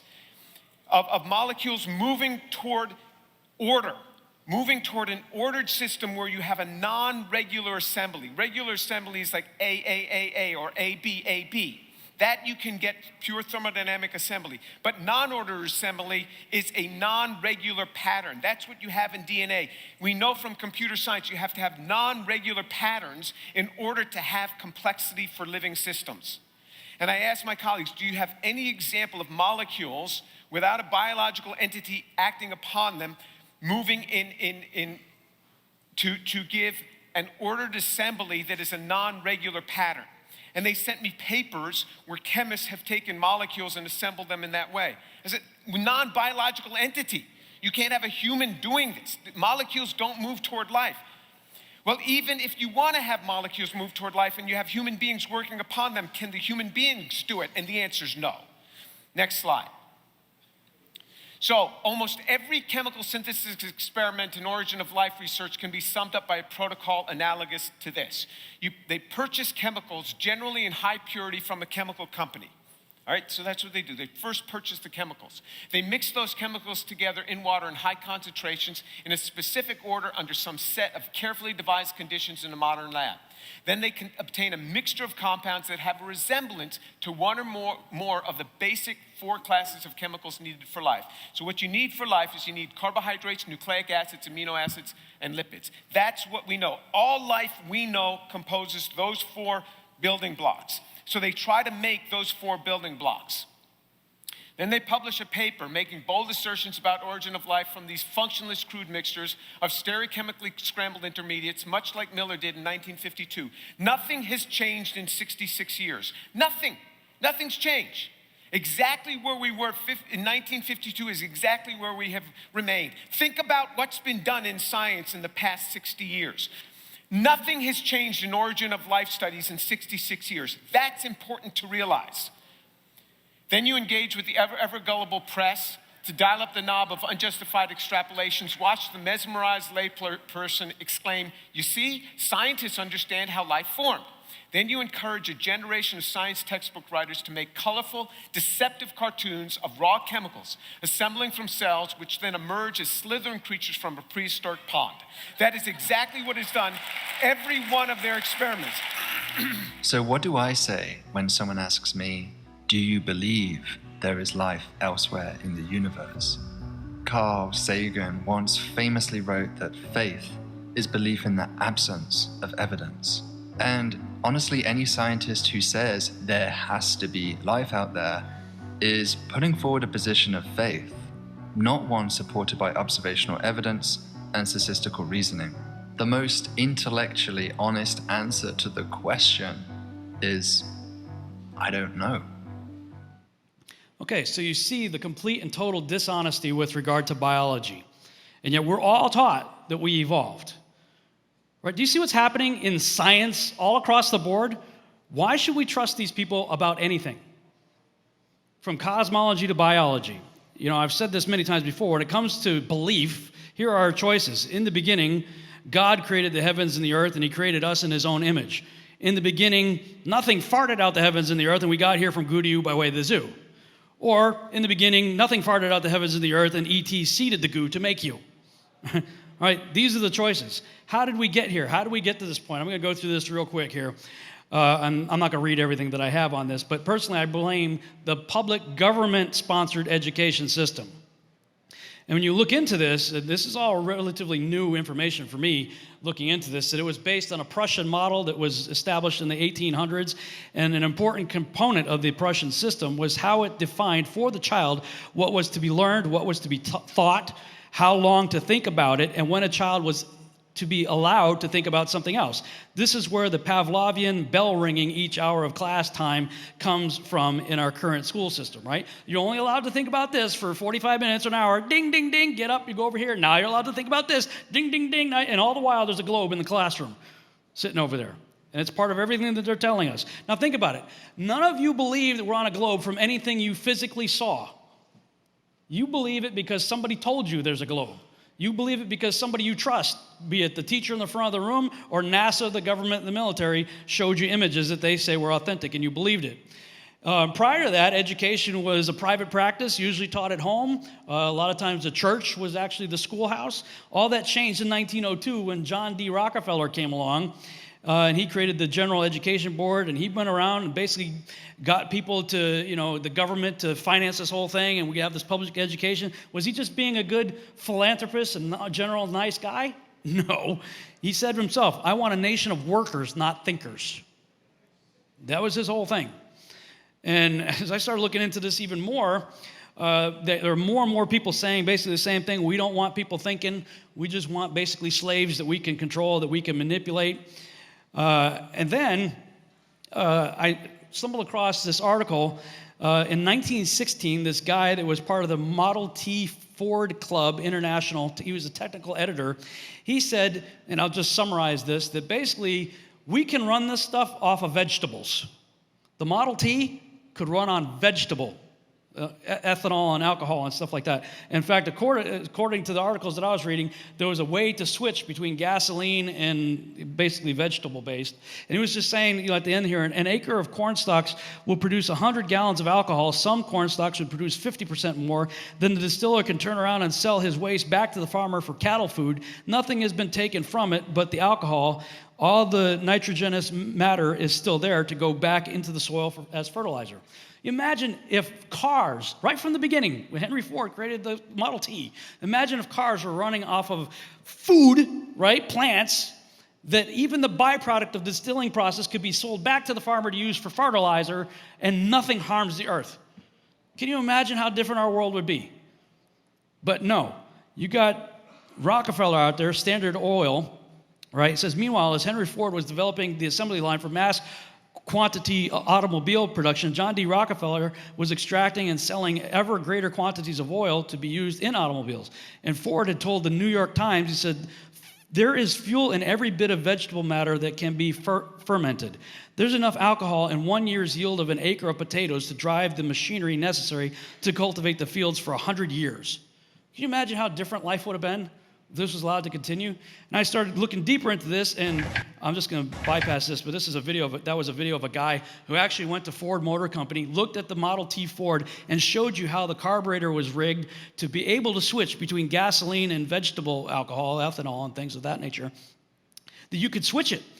And we lived at a time when it was an agricultural, was the main thing in this country was agriculture, right? But you got John D. Rockefeller over to say, no, I want everybody to run off of my gas. So prohibition was engineered. You ever wonder why they just made alcohol illegal? Right? They wanted a more moral society? No. Rockefeller wanted to shut off alcohol so that people would be forced in this automobile thing to use his, oil to run vehicles. And then later, Rockefeller realized that he could use his petroleum stuff and create medicine from it.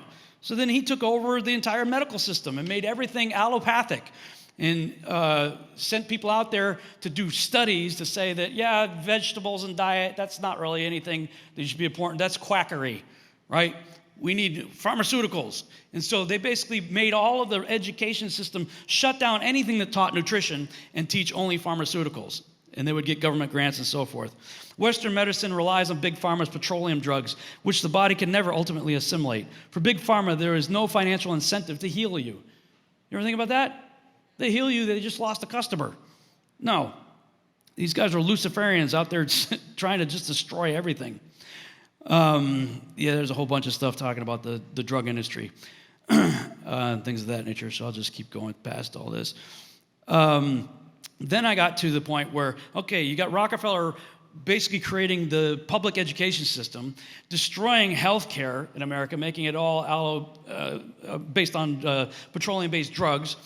And then a committee was raised up in the 1950s, a congressional committee, and basically what they figured out is there was a gigantic project to rewrite history, American history. That was a whole big part of it.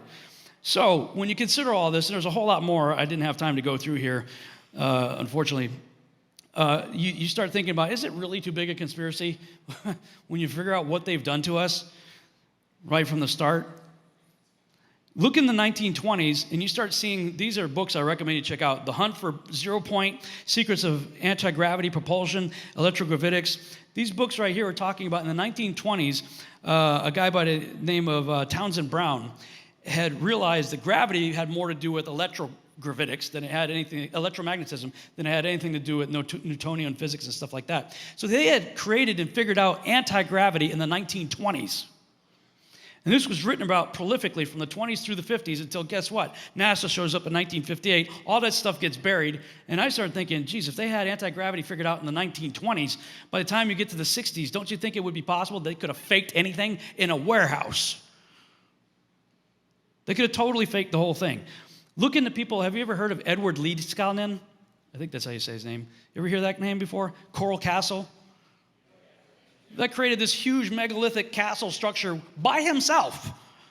He created this whole thing, huge, like megaton stone thing, and then there was something with a zoning issue, and he had to move it. So like overnight or something like that, or in a very short period of time, he moved this whole thing that he built by himself. By himself, he moved it to another location. Do you think he might have knew something different about gravity than what we've been taught? Yeah, I think so. You look into our history, and why is it that until the internet showed up, none of us knew anything about Tesla? We weren't taught about Tesla. We were taught about Edison and Einstein.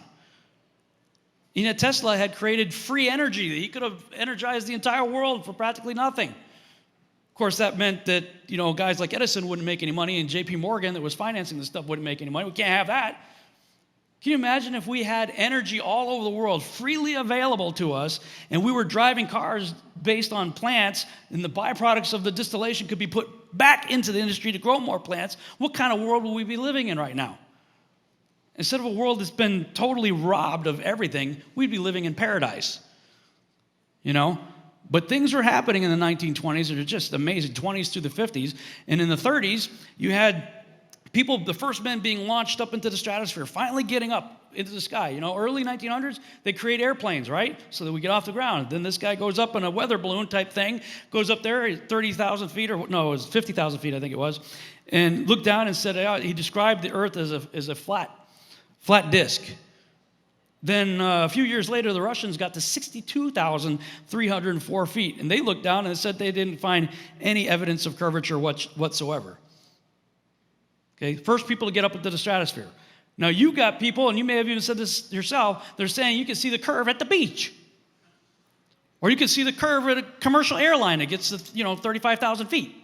Yet these guys are shooting up 50 and 60,000 feet and reporting we don't see any curvature. Then you go a little bit further into the 1940s and you see stuff like this. We go forward about a decade to the 1940s, 1948. This is an official CIA, look up here, CIA.gov, okay? CIA declassified document from the Russians. I'm going to pull it up here in Adobe Acrobat. It's a little easier because I've already highlighted some stuff here, same document. All right, so the subject is Earth measurements, 1948, Moscow, Russia. Outer gravitational field and shape of the physical surface of the Earth. They're trying to figure out the shape of the Earth? Wait a minute. I thought we knew the shape of the Earth since Pythagoras and Eratosthenes, right? Well, apparently the Russians didn't get the memo. A study is made of the coordinates necessary for the solvability and uniqueness of solution of an integral equation by the aid of which the outer gravitational field and the shape of the physical surface of the Earth may be determined. So we go through this document a little bit here. It says the methods of studying the shape of the Earth, so this is what their goal is here. They're outlining some of that. The shape of the physical surface of the Earth can be determined with sufficient reliability on the basis only of data obtained from exact measurements. Well, that goes without saying, I suppose. And let's keep going down here. Let's see. We can regard the potential of the real Earth, by this equation here apparently, as known correct to an additive constant at all points of the physical surface of the Earth and only on the surface, whereas it is not determinable at all other points of space without knowledge of the shape of the Earth. So they're still trying to figure out the shape of the Earth here. But since the shape of the Earth is not known, the shape of the Earth is not known, 1948, the true coordinates of these points, B, L, and H, are unknown to us. So the Russians are having trouble figuring out the shape of the Earth in 1948. Let's look at another document here. Another declassified CIA document up here, right? They're checking out the firmament in this one. Let's go back to Acrobat. 1953 now. Geophysics light scattering, USSR. Trying to figure out how does light work in the atmosphere here. So we get down to page 19 here. It says dissertations defended in the Scientific Council of the Institute of Physics of the Earth, Institute of Physics of the Atmosphere, and Institute of Applied Geophysics, USSR, 1957. March 1957. Looks like March 23, 1957, apparently. The dissertation represents the result of many years of study of the clear daytime sky. The observations were carried out in 12 locations at various altitudes above the sea, various climatic, meteorological, and synoptic conditions. The observations were carried out mainly during high transparency of the atmosphere in the visual range of the spectrum in the absence of a snow cover. In the investigations, 2 instruments designed by V.G. Fezenkov were used. One of these was a visual photometer of the daytime sky intended for measuring the brightness of the firmament. Interesting. Trying to figure out the brightness of the firmament. Again, 1957. The dissertation contains a certain formula of the brightness of the sky, taking into consideration only the brightness of the first order, and derived, get this now, on the assumption of a flat Earth, and giving some conclusions derived on the basis of this formula. So the Russians are trying to check out the firmament based on assumptions of a flat Earth in 1957? Very interesting, huh? All right, then meanwhile, in the United States, we have this character right here, Admiral Byrd. He Antarctica and Project Fishbowl. This guy is a highly decorated guy. I'm not going to go through all that. Got many medals of honor and stuff like that. Amazing. He goes to the North Pole and claims to have found an entrance to inner Earth. And you ever dive into hollow Earth theory and all that stuff? Look into what he did in 1926. That's an interesting rabbit hole. After World War II, the nations, especially Germany, Russia, and the United States, become obsessed with Antarctica. 1946 and 1947, Admiral Byrd leads Operation High Jump. Why do they call it that? Because when you get to Antarctica, you're going to see an ice wall that's 200 to 300 feet tall. You got to get over that. Then you have 1955, 1956, Admiral Byrd leads Operation Deep Freeze. Everything changes after that. Almost immediately after the nations form the Antarctic Treaty, the United States and Russia start launching nukes into the sky, and NASA and DARPA are formed. I'm going to skip past the next video. You've probably seen it anyway, but talking about Operation Fishbowl, that was part of Project Dominic, and the name Dominic means of the Lord. So we literally called our mission, blowing up stuff in the sky, Operation Fishbowl of the Lord. Right? Now, if you're trying to avoid a conspiracy, you're not helping with the names here, folks. You know, it really does have the appearance that, you know, there was all this great breakthroughs in science and all kinds of stuff happening through the 20s, 30s. You get into the 40s, they're trying to figure out the firmament, the shape of the earth, all this stuff. You get to the 50s, everybody goes to Antarctica, and it seems to me they found something. And immediately they all pull out, they say, we need a treaty. They all create the international treaty that you know, when has all the nations of the world agreed on anything, right? And yet there's so many nations that are in 100% agreement on this Antarctic thing. And then we create DARPA, the Defense Advanced Research Projects Agency, all the black budget stuff, right? You know, super soldier stuff and all that. We create DARPA and NASA. And then the first thing that happens, well, a few things happen. The United States and Russia engage in a dig race. They start digging down as far as they can. And as I think Joshua mentioned, we've only been 8 miles down. Yeah, how many of you have seen in your textbooks all these pretty diagrams right down to the core of the earth? We know everything, you know, the mantle, the blah, blah, blah, all these different things. They've got these pretty artist pictures of every part of our earth right down to the core. Have you guys seen those pictures? We've only been down 8 miles. Not only do they have that for Earth, but they have it for the moon, for Mars, for like all the planets, right? How ridiculous is that? We don't know anything. But the United States and Russia immediately did a dig race. They did a missile race. We're launching high-altitude nukes into the sky. And then we have the space race. All indications are, when you just step back and look at it, it has all the indications of people realizing we're in a cage. And they're trying to test the boundaries. How deep is this thing? How wide is this thing? How high is this thing? Let's figure it out. Right? All of the activity from the United States or Russia especially has all the exact indications you would expect of somebody just realizing they're in a cage. So we'll skip past that video where I kind of cover all that. So what have we learned so far? Kind of winding down here. They've lied to us about our origins. They've lied to us about our history. They've lied to us about our political system. They've lied to us about JFK, the moon landings, and 9/11. They've lied to us about gravity, fuel, and energy. They've intentionally dumbed us all down. They've lied to us about nutrition and healthcare. They've drugged us all out of our minds for profit. They constantly get us to kill each other in unconstitutional wars. They've convinced us that they are the good guys and must be trusted. They've told us God and the Bible are not true, nor to be trusted for truth. They made science, falsely so-called, into a God.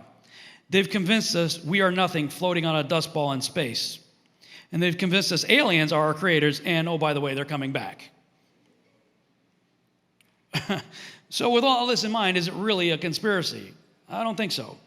Compartmentalization alone answers a lot of this issue. Does a private know what the general knows?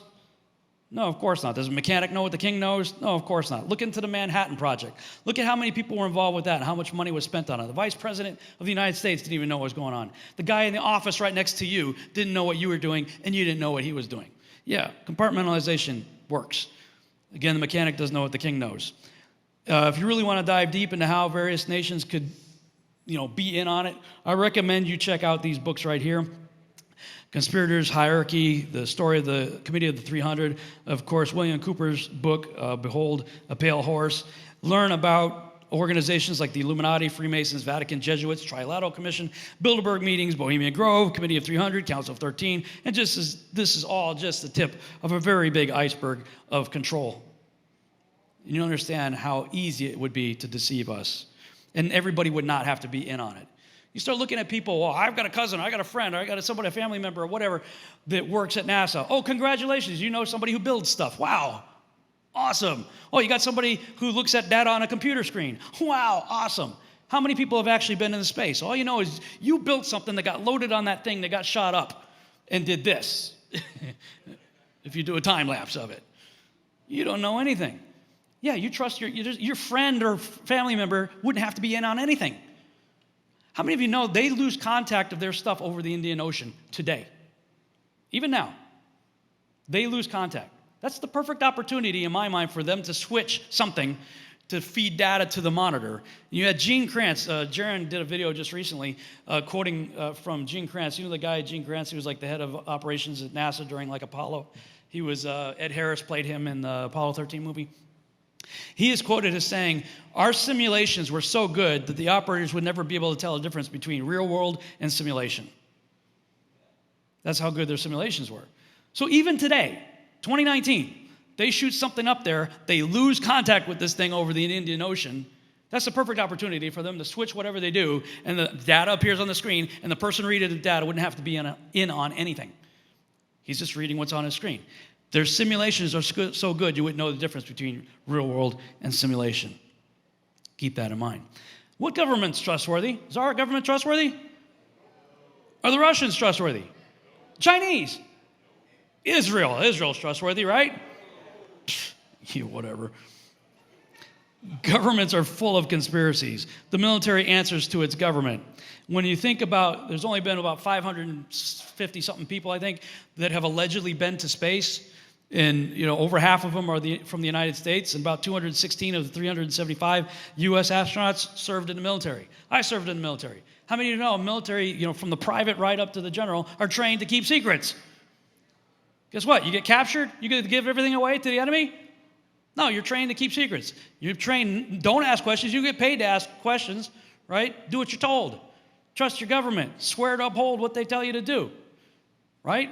You're completely brainwashed through trauma-based mind control at boot camp.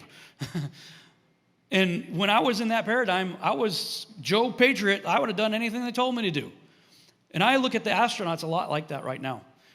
That, think about what was going on at that time in the 60s. If they told these guys, probably good, maybe in some cases possibly godly, but patriotic men, hey, listen, your country needs you to do this. Okay? They would have done it. But is it also a coincidence the MK Ultra, the government-sponsored mind control program, ran from 1953 to 1973? The space program, 1958 to 1972. Probably a coincidence. Space programs answer to their government. All nations who signed the Antarctic Treaty are suspect in my mind. Secret societies, guess what? They keep secrets. Amazing. You had Francis Edwin Webb, a 33rd degree Scottish Rite Freemason, was the administrator for NASA for the majority of the 1960s. Kenneth S. Klinknick, the overall manager of the Apollo program, was a 33rd degree Freemason. His brother, C. Fred Klinknick, was a 33rd Sovereign Grand Commander, the Supreme Council 33. The Mother Council of the World, incidentally, Southern Jurisdiction, USA, Washington. Many other notable NASA astronauts, not all of them, but many of them, were also Masons or had Masonic ties. So if we're dealing with a massive conspiracy, the Freemasons certainly had no shortage of insiders, including the astronauts themselves, to help achieve it. It actually only requires very few gatekeepers to keep the masses in the dark. I'll skip this video right here. What's the motivation? Well, this billboard kind of says it all. In science we trust, freedom from religion foundation. Now, to be fair, I'm against religion myself. I can't stand religion. I'm all about relationship with the Creator. Religion causes problems. But they're saying freedom from God. That's what they mean right there. But all they've done is create their own religion. And they have their own prophets, the prophets of scientism. So, in my opinion, what is the motivation? Why would they lie about all this? Well, it's my opinion. First, get people to doubt Yahuwah's word by destroying the very foundation of our Bible, Genesis, specifically the creation account. How many of you know everything about modern science and everything that comes out of NASA is directly contradictory to the Genesis account? In every way. Set up a new paradigm where God is out and science is in. Evolution removes Yahuwah from the equation. When evolution finally runs its course, it becomes utterly bankrupt, which it is right now. Introduce the idea of intelligent design, but deny the designer his true credit and place it rather on ancient aliens. Then promote the ancient aliens theme as much as possible in all forms of media by perpetuating the concept of Earth as a tiny blue marble orbiting an average sun in an average galaxy among trillions of other galaxies in an ever-expanding universe. With so much quote-unquote potential for life to exist in such a vast expanse, the idea of alien scientists being our creators seems a lot more plausible over time and heavy indoctrination. And finally, the stage is set for our alien creators to return and bestow upon us their miracles, signs, and wonders in order to convince us all the more that all religions are false. And then we put our trust in them. Finally, when Christ does return, we are all convinced that he is the enemy and our united world gathers together to make war with him. That's Revelation 19:19. That's what I see as the motivation, and it's powered by the influence of media.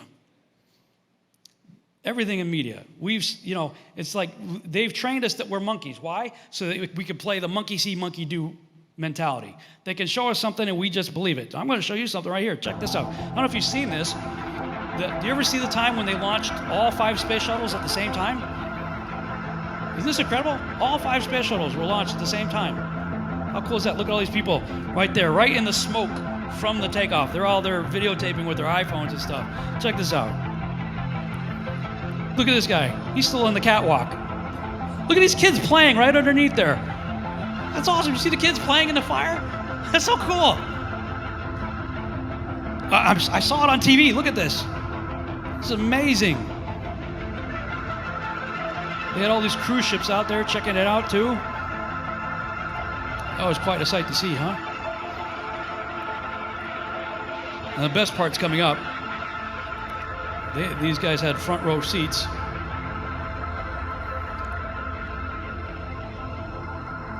That right there is pretty awesome. And then, forget about the Tesla, forget about Elon Musk. Look what these guys got to do.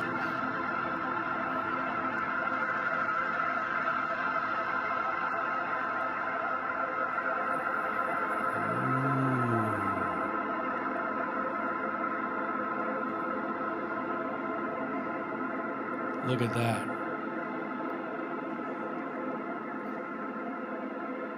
That's the best cruise right there, huh? Looks very real, doesn't it? That's how easy it is to fool us. Saw it on TV, must be true, in the media. There's have many of you ever heard of the 7 Mountain Prophecy? Anybody ever hear of this? A couple of individuals pretty big in the Christian world, Francis Schaeffer, Lauren Cunningham, Bill Bright. They came up with an idea, they believe, that was given to them by God. They all had separate visions on how to reach the world with the gospel message. And when they came together and told each other, what they felt that God was telling them, they realized that they had each been given separate components of a bigger vision, which eventually became morphed into what became known as the 7 Mountain Prophecy. And if you can't read it, these are what they call the 7 mountains or spheres of influence.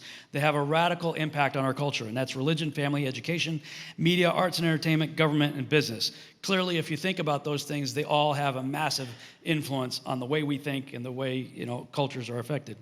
And what impacted me as I looked at that is the mountains of media, arts, and entertainment have a tremendous influence over the other ones. They influence all the other mountains. Why do you think it is that all of the media that we look at, now over 90% of it, is owned and run by 6, what I would say is Luciferian-run corporations that control everything? Everything you hear, everything you see in the media, and everything like that. There's a way we can fight back. I suggest that take a look at what Alex Kendrick said. He's a Christian filmmaker. He said, I found a Barna Group survey that basically said the top 3 most influential factors in our culture were movies, television, and the internet. The church wasn't even in the top 10. This is echoing something that George Lucas had said prior. He said, the influence of the church, which used to be all-powerful, has been usurped by film. They get it. That's a true statement right there. The enemy gets it. The people on the other side get it. Everything you're watching in TV is all about panspermia, ancient aliens. Aliens are coming back over and over and over again. Earth, globe, Universal Studios, globe. All this is in your face all the time, all the time. We have YouTube channels. We're being censored like crazy. Right? I've got 197,000 subscribers. Most of my videos cap out at about 16,000 views. They're squashing it. There's maybe 200 people here. That's great. 200 people. That's awesome. We are not reaching the world. That's why I'm so passionate about trying to get this project off the ground, Seed. What is this all about? I'm basically trying to take everything that we've been talking about here at this conference, everything that I've personally researched over the last decade, and the information that other people that I like to read their research, take all that same stuff and do the same thing they've done. Wrap it all up in cool science fiction and put it out there in a project that I called Seed. Why? Because I'm seeding you with information that over time can be watered and produce the same type of harvest that they have used against us with all of their media and all of their movies and everything like that. Thank you for your time. I appreciate it.